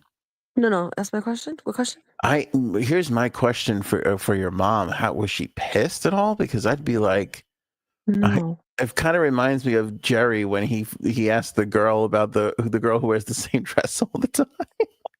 Why do we have the same dress? Oh, It's like, oh, there's definitely heaven there. What is it like? You know, like that. Like, oh, I got it. Like, confirming just leads to more wonder on what it's like. Does she ever like talk about that? No, she just kind of said it happened, and that she was also a nurse, and she believes that that heaven is revealed for children and not adults, because they want them to not be scared to go ahead. Because I don't want to cry, but oh, speaking of crying, there's a huge pussy here that said something that I want to go back to. We put this whole Is this person a liberal? And can't say this aloud without crying. What you can't convey this story without crying? No. You lib. All right, I'm going to read it for you. Janine says, I want to hear her cry. You're too okay. nice. You're too nice. All right. Go ahead. You could read it for her. Go ahead. A teacher told me something once when I was 7, that when you die and go to heaven, it's a big party for the person entering it. All the people they've known, etc., family. It's a nice thought, but I can't say this out loud without crying. LOL. Yeah, I think that's part of it too. Like I've always thought when someone passes away, everybody in heaven kind of welcomes them. It's a big welcome party kind of a thing. I could see that. You know, it's described in the Bible as a big wedding feast. You know, is that how they describe it in the Bible? Really? Yeah, it's a huge party, basically. Yeah. You know, it's funny. I think I often like to be skeptical about these things. And I do have a bit of skepticism when it comes to that. But at the same time, I can't say that that's not right. You know, because it sounds like a wonderful thing. But when you think about it too, like, okay, here's the other part of it, you know, where we could introduce a little skepticism. Like, what do they say? What's always the terrorist thing? Like, if they sacrifice themselves, they'll get 40 virgins in heaven. We all look at that and go, that's fucking stupid. And you're not getting that for killing. I think that's 42. Sorry. 42 virgins in heaven? I don't know. Am I missing a joke? No, I think she just has a different number. That's all. Okay. All right. You know, like you hear that around 9/11, right? That was the big thing. Like they all thought 72. 72. Why is it 70? Is 72 the number? No, it's 72. Virgins. Okay. I'm sorry. I don't know why I thought it was 40. I wonder where they got that number. Maybe 40-year-old virgin is where I'm getting that number from. That could be. Where did they get 72? It's great. Yeah. How did they figure out the salad thing and the virgin thing? It doesn't make any sense. In 2 years, it's going to be upgraded to 72 virgins and 2 robots. That's true. That's true. But again, I remember hearing that and them going, oh, this is why they were able to do this horrific thing, because they think they're being welcomed in heaven with 72 virgins or whatever it is. And I look at that and I go, there's no fucking way that's true or real. But they think it. What's the difference between them and I? I'm no better than they are, right? Well, so why do we? You're not murdering. You're not murdering people. That's true. I'm only murdering when it comes to laughter. What? See. but it's like that's their thought, and so again, I say my argument is we're so sure that that's not it. Because logically, you figure everybody equates heaven and hell with good and evil. And when you think of people just killing innocent people, you can't file that in the good category. I mean, any logical person, majority would say, yeah, that's evil. That's not that can't be equated with heaven. I'm gonna follow this, aren't I? God, Way to bring it down just before the game, Frank. Jesus every Christ. freaking You're the one that time. brought up 9/11. Well, Right. I think that this whole it's a big party and everybody you've ever loved is there is so foolish and at the Oh. same time so wonderful and lovely that you can't shit on something like that. I don't think it's foolish. Why would you think it's Not it's foolish. Here's what I think. I shouldn't say foolish. That's not the word I'm looking for. Comforting. Like Yeah. we're coming up with what we would think would be the best thing ever. Why would we think it's really there? But then the answer to that is, well, because it's heaven. Well, also because we can't even imagine how great I feel like we're trying to think of our best thing we can compare it to In terms of this. Yes. in terms of our existence here. Yeah. But in that existence, it's going to be so much better. We can't even think, we can't fathom. It's like thinking about nothing, the size of the universe. We can't comprehend it. How great. I didn't want to bring up the Bible, but in the Bible they asked Jesus if a man marries a woman and then she dies and then he marries another woman who is his wife in heaven, and he was like, you don't even understand what heaven is. Like, you can't comprehend it. And people are like, that's such a cop out, but like maybe that's true. Like maybe we don't understand. Like maybe they don't have like, maybe you love everyone as much as you love your wife, like in heaven. Like it's the idea that like he's like, don't even try to trick me. Like, I'm just saying. Heaven's a different ball game. It's a different, we don't. I love that we don't answer. have to apply our rules to it. Yeah, I love that answer. Like we can't comprehend it. Yeah, I think it's Also, something we can't understand. Not that I like to disagree with Erin, but in the Bible I read, Jesus said, "It's the AI robot that's your wife." Oh God! All right. Can I take over here because Yeah, you're up. You're up. Is that okay? Is it first wife or second wife? It's a trick question. It's the AI robot. Let's compromise. We'll give you a robot. All right, it's time for a game. God damn it, that was a good little. Excellent topic. Good topic. Sorry for a huge right turn now because sometimes the games have like something to do with what we're talking about. No. Oh damn it! I thought this was ranking heaven features. That would have been amazing. Sorry, but it's a long one. I'm sorry, because what I did was I went on Discord and I polled the people. That's what I did, and as a result, now I have 13 spots tonight. I know it's big, but it's Friday. You can do it, people. Get your pen, get your pencil, get your paper, and write 13 spots. Here we go. Okay, I got 13 spots. Now, again, thank you to everybody in Discord for participating. I did not see any of it. Erin went ahead and talked to a bunch of people in Discord. So if you want to be a member of Discord, and a lot of the stuff we talk about here, we talk about in there and other things. We share pictures and videos and things like that. So do we have the link down below for Discord? Oh, yeah. Yeah, so head on down there and join us. J-Sab, you still here? I am, but I gotta go. Okay, bye. I just want to know what the subject is.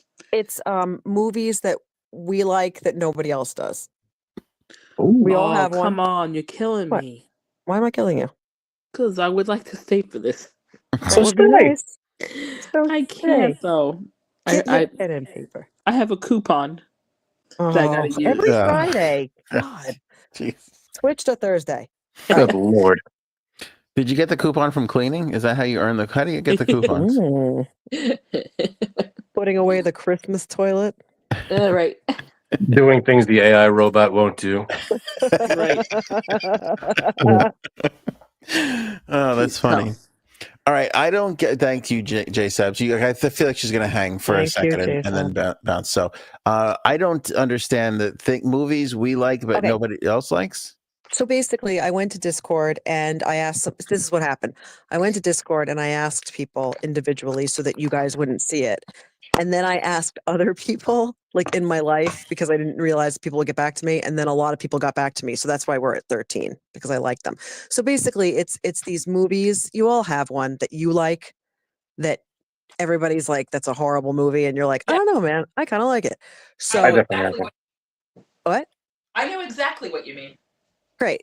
Do the dudes know? No, I No, don't they don't. understand how we're supposed to rank. All right, I'll just tell you. I'll tell you that the movie that they said, and then I'll describe it, and you put it higher if you'd like to see it, or lower. And if you've seen it, you know what I mean. Like it's the idea Okay, that just like you how have I to watch. like the movie. Yeah, Okay, so these Yeah, are movies that they've come up with that got it. they got it. like, but not everybody likes. So Yeah. instead of romantic comedies or horror, the category is movies people like that nobody else likes. I got it. Yeah, Right. and what I'm going to do is I'm going to say the name of the movie. I'm going to say the 2 stars of the movie. I'm going to say the year and a short description, and then you put it. If you've seen it, great. If you haven't seen it, does it sound like something you'd want to see? Got Does it. it sound like something you want to take a chance on? Are you agreeing with the person, or are Oh, you this agreeing is with good. everyone else in the world that's like, no, this is not a good movie? Yeah. And then directly afterward, I usually save it to the end, but directly after you put your answer, I'm going to tell you who submitted it because I don't want to wait till the end. Cool? Fun. Okay, I like Cool. this. And I'm with Paul on this one. Paul says I hate most movies Ant likes. Agreed, Paul. I'm with you on that one. All my life, I have been an outlier. I love fried green tomatoes, Red. Let me Swingers, The Big Lebowski, all these classic cult movies. All my friends have hated their entire life. I've always like had to watch movies by myself. Who's ready? Ready? I'm ready. Okay, number 1 is Project X. Now, there are 2 Project X movies. One is about Matthew Broderick with a bunch of monkeys, and the other is about a house party. This is the house party one. The stars are Miles Teller and Thomas Mann. The year it was made was 2012. And the description is 3 anonymous high school seniors throw a party that goes from an event no one wants to attend to completely out of control, loosely based on a true story. I remember we saw this movie. It wasn't bad, actually. That was a good underrated flick. There's there's your the characters in there. There's your typical like remember what's that movie? Superbad. There's like the jerk that's like, oh, I'm the best at everything, but he's like not like the Jonah Hill kind of character. And then there's like the nerdy guy, and so there's those kinds of characters. But it's a fun build up of a movie. So I put that one. I'm going to start with that one in the middle. I'll go to 6. Project X. Wow, that's high. I'm putting this at 11, and I'm not putting it at 13 because I like Miles Teller. As soon as you said Project X, I was like, this is 13. This can't be good. You like Miles Teller? I like Miles Teller. I'm a big fan of Miles Teller, actually. I think. Give me a movie you like him in. I thought he was great in Maverick in Top Gun 2. That he crushed. He's good. Nailed him. He's good in the drummer movie. I don't know what that's called, but he's great. He was good in that. The drummer movie. Miles Teller's good. Miles Teller's he sucked at a bunch of movies though. Like Fantastic Four, that was a bomb. That was I guess that one. It was like the remake, and it was not very good. All right, where are you 2 putting them so I can reveal who said this? 11. 6. 11 and 6. Wow. Janina's still here. I would say 11 because I've seen it. I don't think it's horrible. No, I'm sorry. I'm going to put it at number 9, actually. Fuck. I wanted to be on the same team as Janine. Yeah, number 9. I don't think it was horrible. So. Yeah, it was a fun movie. But I feel like there's going to be way worse movies So number 1 is something that I would like, right? Yes. Either you've seen it and you like, or you want to see it. Okay. Yeah, I'm going to go with number 9 for that. Thanks. Yeah. Trying to know who said this. The higher it is, the more you agree with the person. The lower it is, the more you agree with everybody else who thinks not so good. All right, who said this one? Okay, this was Will Thompson. Is it Oh, Will Thompson. Oh, Yeah. Will. Will, if you're with us, if you're in the chat, say hello. See, I would have knocked it up to 3 if I knew Will said it. Yeah, that's the rub. Yeah, I feel better about. I like Will. So okay, all right, good. This is good. Well, all of these are submitted by our friends. But number 2 is Tombstone. I'm not going to tell you selected by. It stars Val Kilmer and Kurt Russell. The year was 1993, and the description is Western, where a successful lawman's plans to retire anonymously in Tombstone, Arizona, are disrupted by the kind of outlaws he was famous for eliminating. Contains the real-life characters of Wyatt Earp and Doc Holliday. Does that sound like your jam? Yeah, I'm I'm going to not put that at Yeah. 6. I'm sorry, Frank. No, go ahead. I'm putting it at 6 because I do. Here's what I think you were about to say. You're not a Western guy. Neither was I. The older I get, I don't know. I'm just turning Really? into, every cliche. Not Westerns now. I'm not a big Western guy. The closest I get is Back to the Future 3. that's the closest to a Western I can go. Best I can give you. Hysterical. No, I'm just my father was up for Christmas. I walked into the living room and he was watching a World War II documentary. And my mother goes, "Turn this off. We don't want to see this." And I go, "Well, hold on now. Wait a second." I was like, "This is kind of interesting. Let's see what happened here."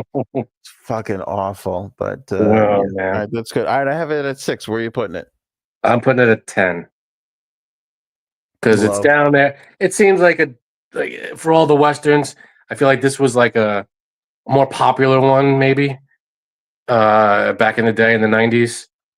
And I don't know. I feel like it's probably not as bad as I would imagine a Western would be. Tombstone is the movie.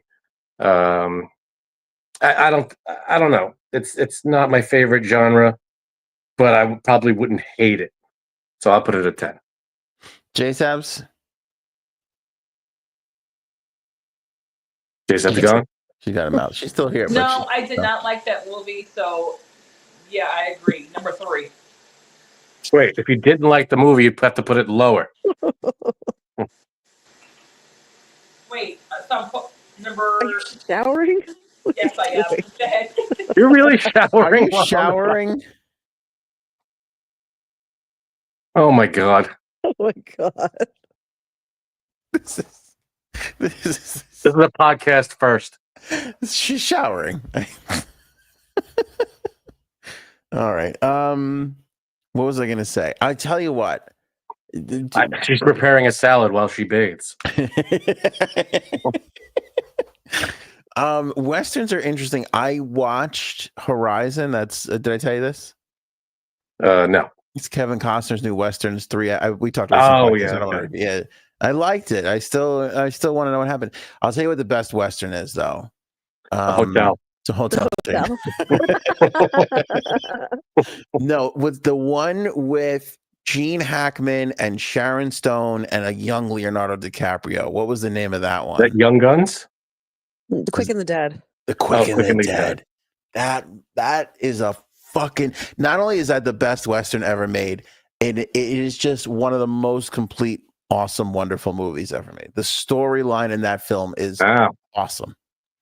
And nobody ever talks about how great that movie is. It drives me up the fucking you're right. wall. I'm surprised I even got that title. I'm sorry, but that was kind of Yeah. deep cut. I don't even know why I got that. I never even saw You're the it. best, Aaron. You're the best. Thank That's you. why. But seriously, I'm not trying to praise myself as much as trying to say no one talks about that movie. Yeah. That would be yours if I pulled you.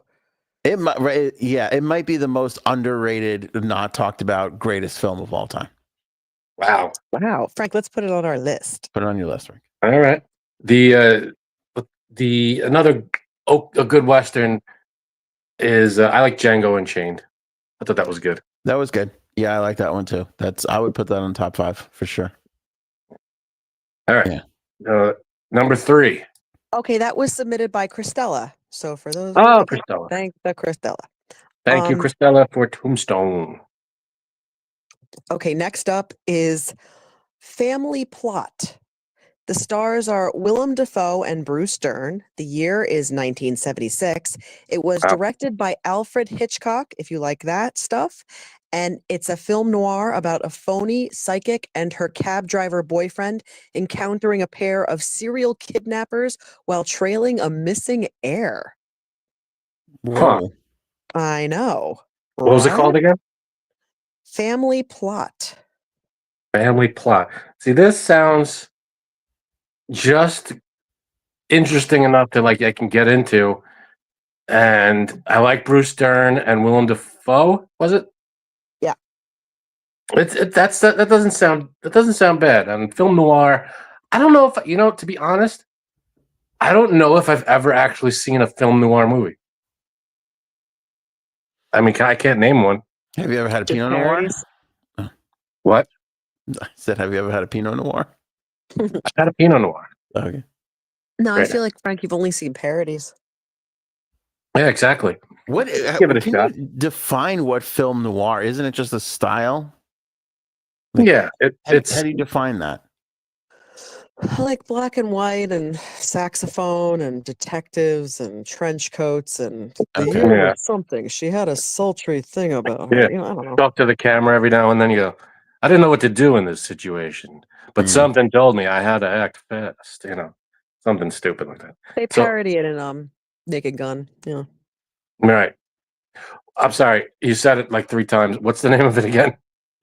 Family plot. Family Plot. All right. Yeah. All right. Who wants to wait? Did you guys rate it? Because then I can say who submitted. Yeah, put I'm it- putting it at number 7. Ooh, So- I put it number 8. Yeah, because the name stinks, but It's Willem Dafoe, whoever. Willem Dafoe, Mercury. yeah, Dern, Hitchcock, yeah. like I'm in. It sounds good. I would. Yeah. I would take a look at that. Oh, Anthony left. No, go ahead. If he shows up in my house, that'd be so weird. Imagine if he just sat down next to me. That would be funny. So Family Plot. Anthony has 7. I have 8. Who gave us that one? I don't know. Should we wait for Anthony? Nah. No, go ahead. Okay, it was Paul Collier. Paul. Okay. Paul gave us that one. Very good, Paul. I'm making a note. Christella gave us Tombstone, right? Correct. And who gave us Project X? Will Thompson. Okay. That seems very Paul. That's very like off the beaten path. I was Yeah. also not surprised, but I want to see that one too, Frank. Just so you know, Yeah, I'll it's going keep to this be list. such a weekend of uncut gems. That doesn't make any sense. You know what I mean? That wasn't a terrible movie. No, I mean like undiscovered gems. That's what I meant. Or Ah. whatever. All right. Number 4. Okay, number 4 is Something Borrowed. The stars are Kate Hudson and Jennifer Goodwin. The year was, again, 2012. And the description is friendships are tested and secrets come to the surface when terminally single Rachel falls for Dex, her best friend Darcy's fiance. Actually, Okay. I've seen this movie. Okay. Can I just tell you something? Yeah. This is Did you wash One the of- soap out of your hair first? this is one of the roommates' top 10 movies. Are you serious? I am not fucking kidding you that he likes this movie. Oh my god. I'm gonna go And- ahead and say he submitted it then. He probably did. I like it. I don't like it as much as him. It's No one it's likes it as much as him. it's not a bad movie for the genre. It's like a chick flicky kind of movie. I put it at 7. It's not bad it's an under the radar kind of a movie, and Kate Hudson is in it, and she does not phone it in. She gives her all in this movie. It's a decent movie. What a film She critic thing to plays this say. movie like she is going to be considered for the Oscar. Really? She treats it as serious as a heart attack. It's really fun to watch. Yeah, it's not a bad movie. I gotta say, and you also, I just looked it up because I love Jennifer Goodwin. Oh, Mhm. big crush on her. John Krasinski's in it too. John Krasinski is in it, That's and right. so is Jennifer Goodwin's horrible, horrible wig. Just so we're clear. Got it. Got it. I put it at 10. I probably would have put it Okay. higher if I'd known John Krasinski was in it, but I'm comfortable. I'm going to leave it at 10. I'm comfortable with 10. All right, I got a Come on, 7. Frank. Okay, this was selected by me. It's my favorite movie Yay. that everybody hates. I've seen it Oh my like God, 16 what? times. Everyone in it is horrible. I mean, not actor, but all the characters are Oh, they're all terrible incredibly. people. Nuke, you don't root for anybody. I've read the book. I've listened to the audio book 3 times. I don't know what the hell it is about this movie. It is I am so far gone when it comes to this movie. So this one's mine. So I'm not recommending it. It's the movie that I love, that when I tell people that, their face just falls and they're like, "Oh, I used to respect you." No offense, husband or roommate. Okay, so I guess maybe you should ask my roommate if he wants to watch it with you. Oh, how nice is that little viewing party? Cool. I got news for you, Janine. They already have. We're going to have a talk. Right. Next movie? Wait. No. Stop it. Hold on. You read the book and listened to the audio tape of the book too? I read the book too. So I read the book. I read the sequel. Oh, crazy. There's a sequel? Yeah, they tried to make a movie, but nobody signed back on because it did so badly. It's called Something Blue. Something Borrowed. Yes, I watched that too. Yeah, Oh my this movie God, blew. Sounds terrible. I want to buy the rights and play all the parts. What? She really does go over. What's her name? Kate Hudson. No, she acts like she acts like this is like, I praise that for her because everybody else is acting like it's for a paycheck, and Kate Hudson is like, this is my thing. I don't know. I don't know. If you wanna weigh in, go see it. She wanted to get that Oscar nod. Huh? And if you want to lose $14.50, buy the audiobook. That's another. You just spurred another topic for another day. Movies that just have a hold on you and you don't know why. We bought it. Remember, Frank? We bought it. You were We like, still- it's yeah, we- $3.99. So We have bought it. It's ours now. We own it. It's not a bad movie. It's not. But they're all awful. What do you mean they're all awful? Oh, all the people are awful. Yeah, in the movie. Yeah, but it's an entertaining. I don't know hour what and it a is, half or man. whatever. All right, we're 4 into the blind top 13 here of movies that I like that nobody else does. So now that you know my kryptonite, number Love it. 5 is How to Lose a Guy in 10 Days. Now we're Stars talking. Matthew McConaughey and Kate Hudson. Year Kate Hudson is 2003. dominating. Kate Hudson is dominating. Go Kate ahead. Hudson is description. Kate Hudson is not doing well tonight. McConaughey plays an advertising executive and ladies' man who, to win a big campaign, bets that he can make a woman fall in love with him in 10 days. Consequently, Kate Hudson plays a writer working on an article on how she can make any guy break up with her in 10 days. Hijinks ensue. Who will win? None of us, that's for sure. Sorry. All right, can I take you behind my thought process here, Frank? Do we have a choice? Yeah, you do. All right, then no. Okay. No, go ahead. What do you got? I'm circling between 4 and 5. Really? Because I like the film, but there's a lot. I like how you called it a film and not a movie. This to me is a film. This isn't. This isn't Citizen Kane here. But there's a lot more game to play. There's a lot more choices. So I don't know what I'm going to go 5. Okay. How to Lose a Guy, I will put at 9. I've seen the movie, but I barely remember it. But I have a feeling it's decent enough that I can't put it at the bottom. I think it's a good movie. I think it's a good out of the romantic comedies. I'm sorry. That have crossed over and are popular. I still think it holds up. It's pretty good. Okay. The Princess Sophia scene is really interesting. Go ahead, Erin. I cut you off. I'm sorry. So sorry. No, I cut you guys off. I have to call an audible. I'm so sorry. What? They're talking in the chat about how Willem Dafoe is not in Family Plot, and they're absolutely right. His name is William Devane, and no. I'm so sorry. The whole move him down now. So sorry. That's it. Jesus Christ. Everybody's going to get a refund. I don't even know who that is. Karen Black is in it. I don't know who that is. I'm so sorry. I was there for what's his name anyway? For Bruce Dern. I apologize if this game has to have an asterisk next to it. No. It's an asterisk game. You're right. It's an asterisk game. No, it's no. Still Hitchcock, though, right? Sorry. It's still Hitchcock and it's still Bruce Dern. All right, It's I'm going to also leave it where Karen it is. Black. I don't know who that is, but I'm sorry. I'm leaving it where it is, too. Okay, sorry. Janine, I hope I didn't ruin your shower with this news. What about where are you guys putting How to Lose a Guy in 10 Days? 5. I got it at 9. Who gave it to us? Cuddles. Oh, Cuddles. Cuddles submitted this. Wow. I didn't It's know so you roped weird. Cuddles into this. I did. I interesting. texted her and I was like, if it helps, mine is, I gave her an example. I was like, mine is something borrowed. And she's like, oh my gosh, how to lose a guy in 10 days. And I was like, oh, poor Kate Hudson. She's getting killed.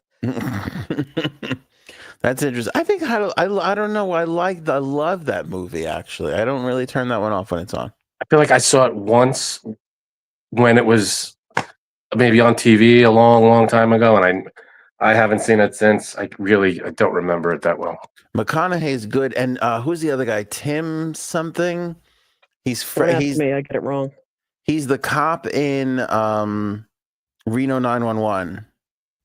Oh, I don't Tom know. Lemon or Tom Lemon. Thank you. Very good. Yeah. All right. He's like one of McConaughey's friends, co-workers. He's hilarious. All He's right. so great in it. Actually, so is Adam Goldberg too. Adam Goldberg, Google him. You've seen him in a ton of stuff. Oh, and Catherine Hahn is in. I'm gonna move this up to 4. It's an all-star cast in this film. It's good. I like it. All right. I don't really like movement after we found out we submitted it, especially when it's our wife, but whatever. Respect it. Ah. Respect the host. I'm leaving it at 5. You're right, Aaron. I stand corrected. All right, the next one is also a little strange. As much as I love this person who submitted it, I'm not sure they understood the concept because they said The Matrix, which I feel a lot of people like. But it stars Keanu Reeves and Lawrence Fishburne. I'm sure of it, so don't come for me on this one. The year was 1999, and the description is when a beautiful stranger leads the computer hacker Neo to a forbidden underworld. He discovers the shocking truth. The life he knows is the elaborate deception of an evil cyber intelligence. Apparently, no one in this person's life likes The Matrix. So do you? About sex robots. That's what I was just going to say, Aaron. This person might live in a reality where everybody in their life hated that movie. And they feel like an outlier on that one. Because that's how I feel. Everybody loves Big Lebowski. But in my world, I had to fight for it. So I'm just saying. All right. I got it at number 4, The Matrix. Because I don't want to get Aaron. And I would put it higher. But I think the way these are, I think I'm comfortable at 4, maybe 3, but I'm going to stick with 4. Okay, let me tell you why I disagree with you. Okay, I put it at 2 because I feel confident that because this one of my favorite movies of all time, The Matrix. The Matrix, one of the great movie. Great. One of your favorite movies of all time. One of my favorite. I would say top 20. To be fair, like one of the great. Yeah, because it's philosophical. It makes you think. We're still talking about it to this day. It's referenced all the time in culture. People really think it's a thing. You know, that's a transcendent film to me. That's unbelievable. Sure. All right, Why I'm confident putting it at 2. You just said you might get Aaron. The probability of getting errand here, the percentage of getting errand has been cut down. Low because these are under the radar movies that not everybody likes. I get it. And not only that, but other people submitted it. Really, where you can get errand here is in the order. She can order it the certain way to mess us up. But I think I'm confident, judging by 1, 2, 3, 4, 5, judging by we're halfway through and what we're getting, I feel really confident putting Matrix number 2. Yeah, I was gonna go 3, but I'll stick with 4. Okay. Okay. It was submitted by Fly NY. So thank you, Fly NY. Fly NY. Fly NY. Get it. Good person. Love Fly NY. I like the choice. It's a good list. See, you're doing your thing again. You're filling up the middle, leaving the top. And I'm playing it. This is my thing. I play it safe. Mercury says, I love Adam Goldberg. Deadpan delivery is hilarious. Yeah, Adam Goldberg is one of those great character actors. He was great in Inglourious Bastards. He's great in everything. Sure. All right, Aaron, we're ready. All right, more than halfway through now with Rushmore. The stars are Jason Schwartzman and Bill Murray. The year, 1998. A teenager at Rushmore Academy falls for a much older teacher and befriends a middle-aged industrialist, played by Murray. Later, he finds out that his love interest and his friend are having an affair, which prompts him to begin a vendetta. Okay. Let me jump in All here right. because you're Go not ahead. in love with this. I love Bill Murray more than life itself. That's this- a little extreme. And Is it's a this- Wes Anderson film, if that I was matters. just going to say it's Wes Anderson. This is Yeah. so down my alley. But when I tell you I've never seen it, and there's something about it that I've had a couple. I know I would love this film, and I should love it because it's off. Everything about it screams me. I can't bring myself to watch it. There's something about it that annoys the shit out of me. I don't. I feel like I remember when this movie came out, and I remember hearing about Rushmore and seeing the trailers and stuff. I'm like going, this looks super boring to me and not interesting at all. So I'm going at 12 here. I put it at 9, and I almost put it at 12. Yeah. Yeah, weird. I'm not eager to see that one, but appreciate that someone out there submitted it. Appreciate the submission, and let's see who we got. It's a great pick. Do you want to take a guess? Just one guess. Bird. No. Ant? Robin. Robin. Wow. It's Robin. Yeah, that again makes me think that I should watch it because I'll probably love it. Mm-hmm. And I just haven't been able. There's so many times where I get right up to it and I just go, no, today's not the day. Not right now. Can't do it right now. Yeah. That got happened 2 with, hours? No, thank you. that happened with, I swear to God, The Greatest Showman. Everybody sings it. It's always everywhere. Everybody talks about it. Cool. I've tried to watch it a bunch of times. Never happened. Just the other day, my daughter, we're looking at it. She's like, Daddy, let's watch that movie. Oh, all right. And we did. And I was like, wow, cross that off the list 7 years later. Did you like it? I thought it was, I tell you what, I loved it, except for fuckface. What's his name there? The fucking young douchebag guy. I don't know who's in it. I know Hugh Jackman's in it. That's all I know. Yeah, Hugh Jackman's brilliant. He's fucking great at everything he does. Zac Efron. I'm like, this movie would have been 20 times better without Zac Efron in it. All right. Zac Efron's like supporting actor. He sucks balls. He's Maybe his that's fucking. his circus trick. He's Sorry. terrible. He's so out of place, Aaron. He's terrible. He's fucking. It would be if he licked a ball. That would be great. The greatest blowman. Cool. I looked at it and I go, I wonder how great this movie really would have been if they cast an actor in that role and not somebody who would just help bring box office in. You know, so. All right. Okay. Next up, number 8. Crash. I'm sorry. Well, I'm sorry, Aaron. I'm so sorry. But Bird is pointing out that Robin ranked his own movie at number 7. They always do that. I don't know what they do to me. I don't know why they're doing this. It's You're killing us, Robin. That's so weird. All right. Next up is Crash. Stars Matt Dillon, Sandra Bullock, and an ensemble cast. The year was 2004. This is the one with a series of vignettes concerning Los Angeles citizens with vastly separate lives colliding and interweaving stories of race, loss, and redemption. This is not the Holly Hunter film from 1994 about people who get sexually turned on by car accidents. And I need to make that distinction. Oh. Let me tell you something. That's a fucking weird movie. You saw that? Many people have not. Many people like stop watching it halfway through. I haven't seen either Crash. Not only did I see it, but I saw it under the assumption that it was the other movie. Yeah, and I'm a like, lot of people are doing that. Weird. yeah. I'm like, when Right. is what's his name? I'm like, I was waiting for that Where are the car accidents? No, Are that's you the thing. I saw the car accident one. You saw the car accident one. Were you disgusted? Because a lot of people are like, this is like the weirdest, grossest movie. I was like, when's Don Cheadle gonna show up? This is not making any sense. Was I disgusted? It's Apparently real rough. I mean, I didn't see it, but no, no, because it's so weird the whole time. I don't know if disgusted is the word, but the whole time I'm going, how is this a fucking thing? People really, it's so strange. And the guy who's in it is so strange too. The guy who's on CSI and The I'm Office. guessing. Oh no, I'm wrong. I thought it was can't think of his name. James Spader? No. James Spader. Yep, that you got it. Hmm. It's I feel like James Spader pops up in all these weird He does. sexual movies. Yeah, he's I just saw a weird. Secretary. He was weird and sexual in that. The hell, James Spader. I got Crash at number 11.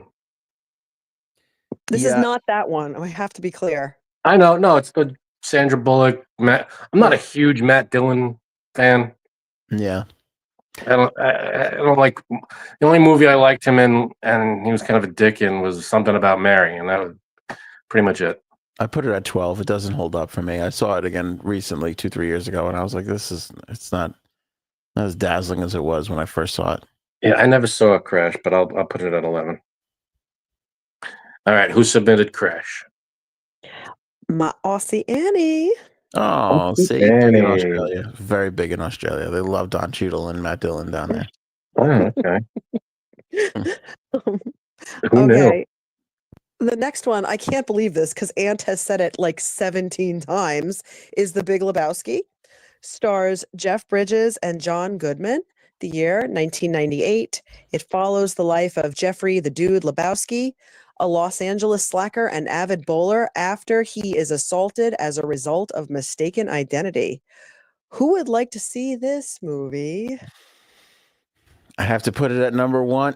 Bird. Yes. See, I mean, phenomenal. Bird, Robin, Flying Wise got it at 3. I mean, I don't think I'm going to get Erin here. I feel confident putting this at number 1. I got it at 5. I got it at 5. I think I'm comfortable with 5. The only one above it right now is The Matrix. So I don't know what else is coming out, but that's my list so far. Let's see. You're going to get Erin from a standpoint of a shit-ass movie is going to be on your number 1 for sure. Most likely. Okay, next up is shit-ass movie. No, I'm kidding. Next up is, okay. Wait, who submitted The Big Lebowski? Oh, I'm sorry. Dreamer. Dreamer submitted The Big Lebowski. Nice. Dreamer. Beautiful dreamer. How do I star Dreamer on? I want to make them super friends. How do we do that on? All right, good. I'll figure that out while you read the next one. The next one is Mother with an exclamation point. It stars Jennifer Lawrence and Javier Bardem. The year was 2017. And this is a psychological horror film where a couple's relationship is tested when uninvited guests arrive at their home, disrupting their tranquil existence. Hate it. 13. Sounds terrible. Don't love anything about it. I love Jennifer Lawrence. I like to see her act, but horror movies I don't like. Nothing about this sounds good. And also, I thought it was Mother, the Albert Brooks movie, which is phenomenal. And that disappointment. You don't like horror movies? No, I don't like horror movies. All right. They're boring, terrible, and awful. There's nothing great about them. Damn. All right. I got. I'd also put Mother at 13 because the only things I have left are 1, 2, 3, and 13. So I'm not putting it at 1, 2, or 3. And Mother will be at 13. Okay, this was submitted by for devotees of this podcast. Anthony walked down the aisle at my wedding with a woman named Alicia and her fiance. She's getting married in June. Her fiance has seen a lot of movies. His name is Dominic. So I reached out to him when I feared that I wouldn't have enough, and this was his. So thanks to Dominic. I don't know who this woman is that you're talking about, but let her know that I absolutely hate her husband's choice. You never do. All right. Next up, number 11. We're almost there. Flash Gordon stars Sam T. Jones and Brian Blessed. The year was 1980. You two weren't even born, but I was.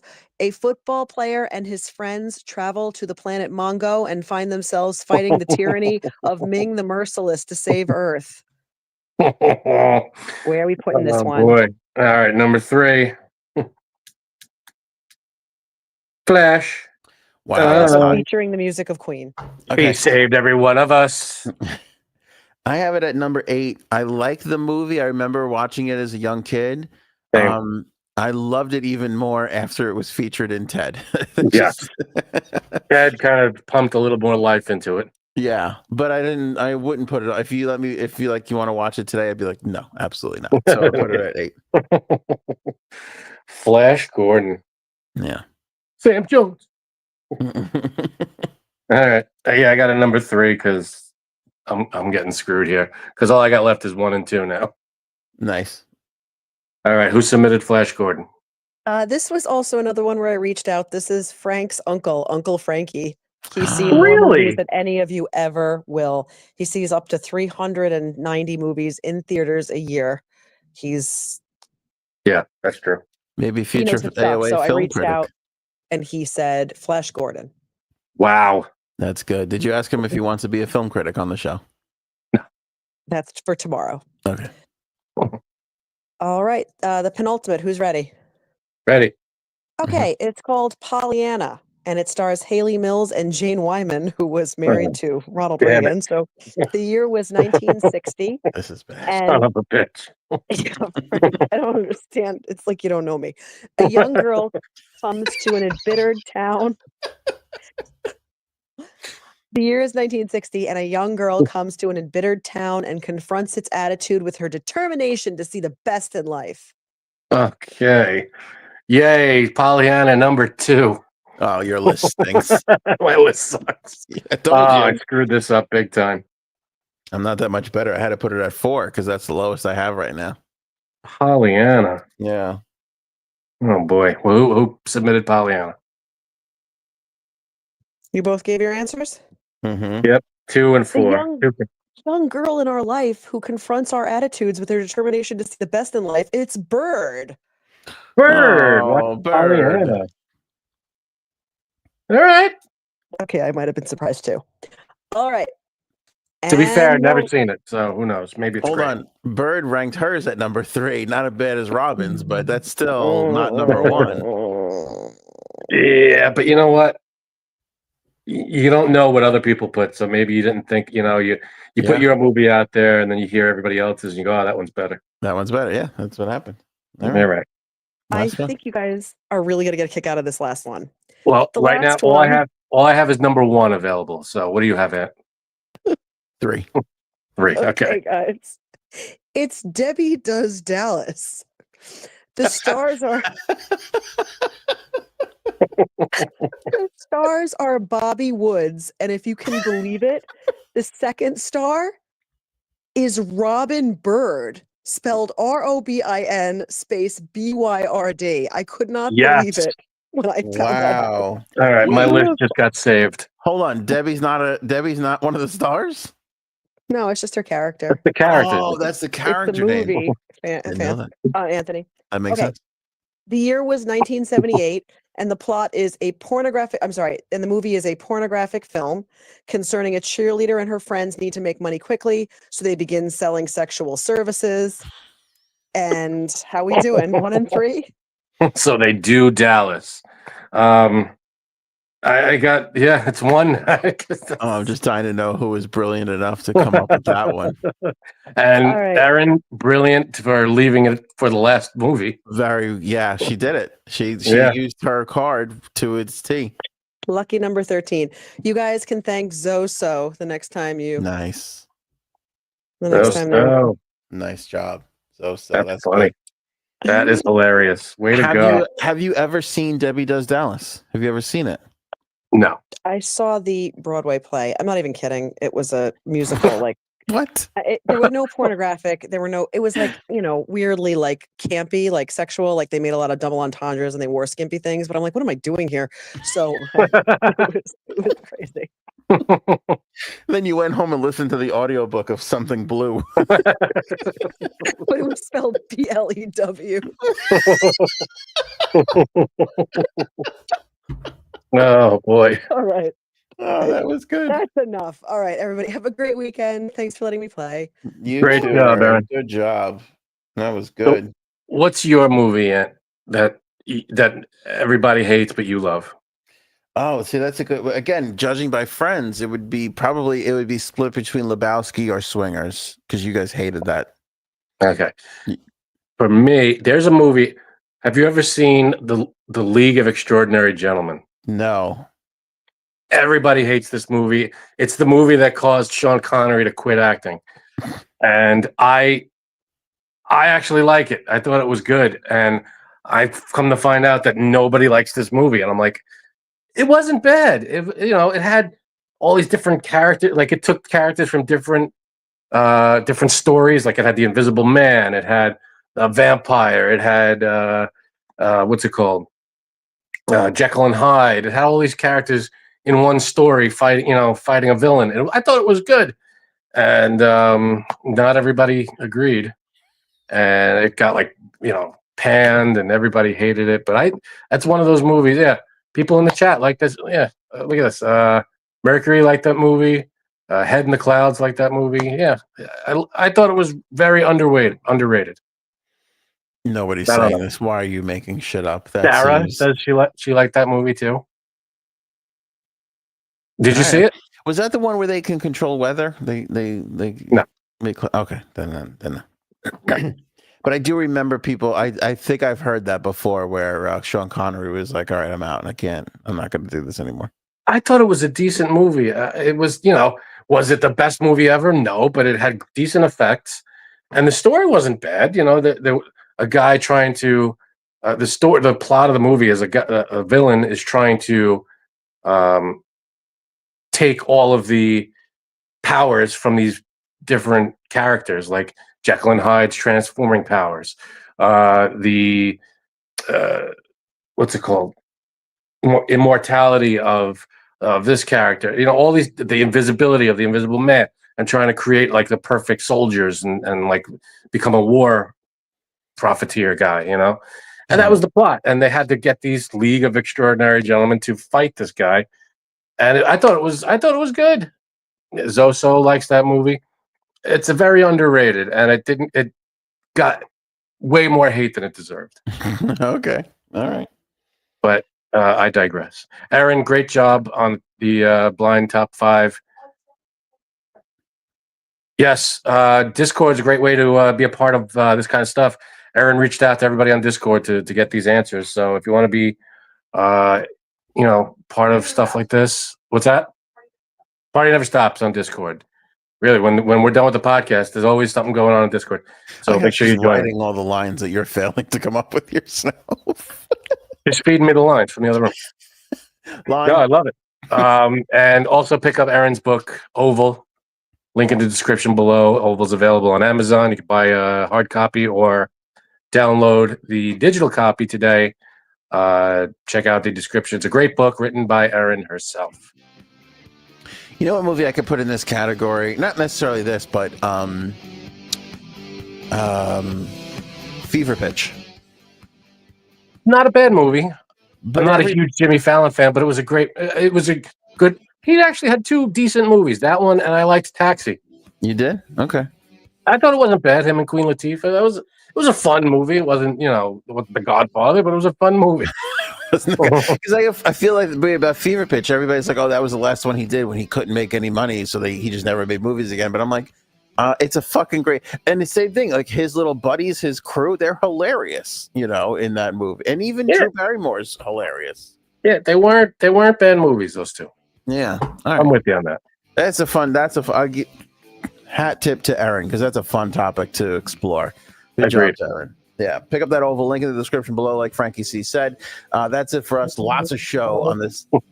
What? Erin goes, "Come on, Frank, we're going to watch Something Borrowed." They're going to do that. You go do whatever. We'll see you back here on Monday. Show me potato salad. Maybe we should go now. Go ahead.